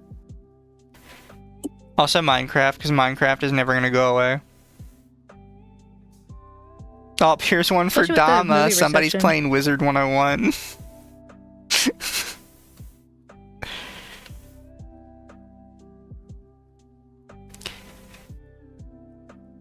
Dual stream first, then obvious evolution is dual PCs.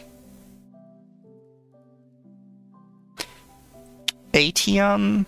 I mean, I could look into that one, because Restream hates me some days. I usually don't have too many problems with Restream, overall. Well, the bot did die today, unfortunately, at the end of stream. For like 5 minutes. Yeah, I don't normally have too many issues with it, but sometimes. It's because they added Emma Frost. I mean, yeah. What do you think, about Emma Frost in Marvel Rivals? Marvel Rivals not exactly the game I prefer to play, but I mean, tits and ass is always appreciated. I'm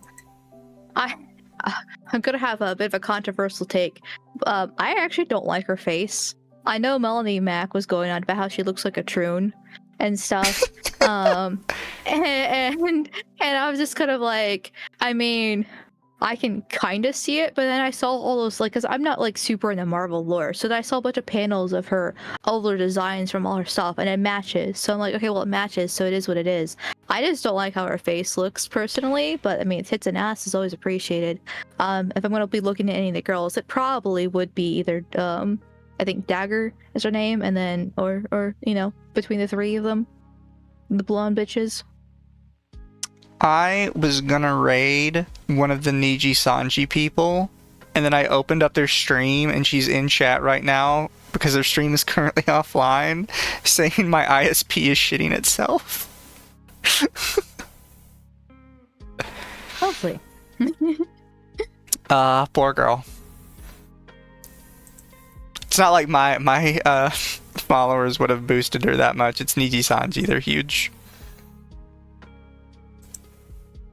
I'm struggling finding like VTubers though.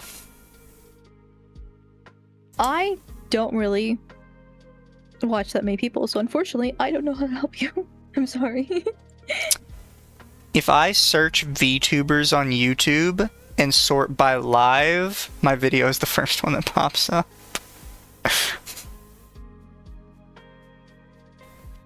Oh, maybe I could do this person. Playing Elden Ring.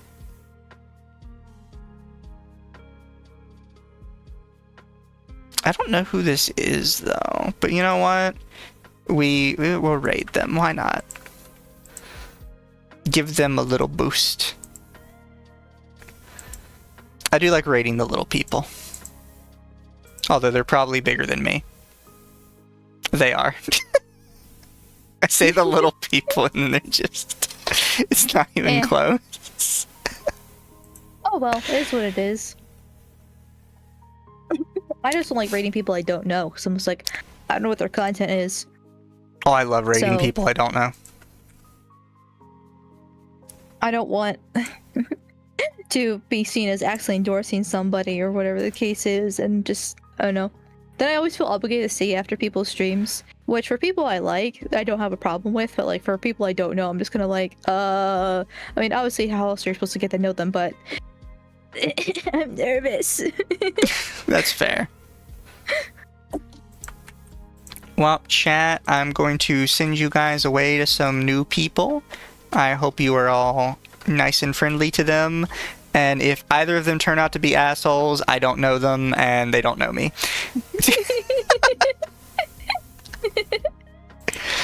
Cover your ass. But until they show themselves to be assholes, be good to them. Alright? And night chat, love you all. Good Also, night. go follow Bye. Amalgamate over on YouTube Oh. and Twitch. Thanks. Night chat. Night. Okay, I got it muted. I don't have me muted. I muted the music. I'm stupid.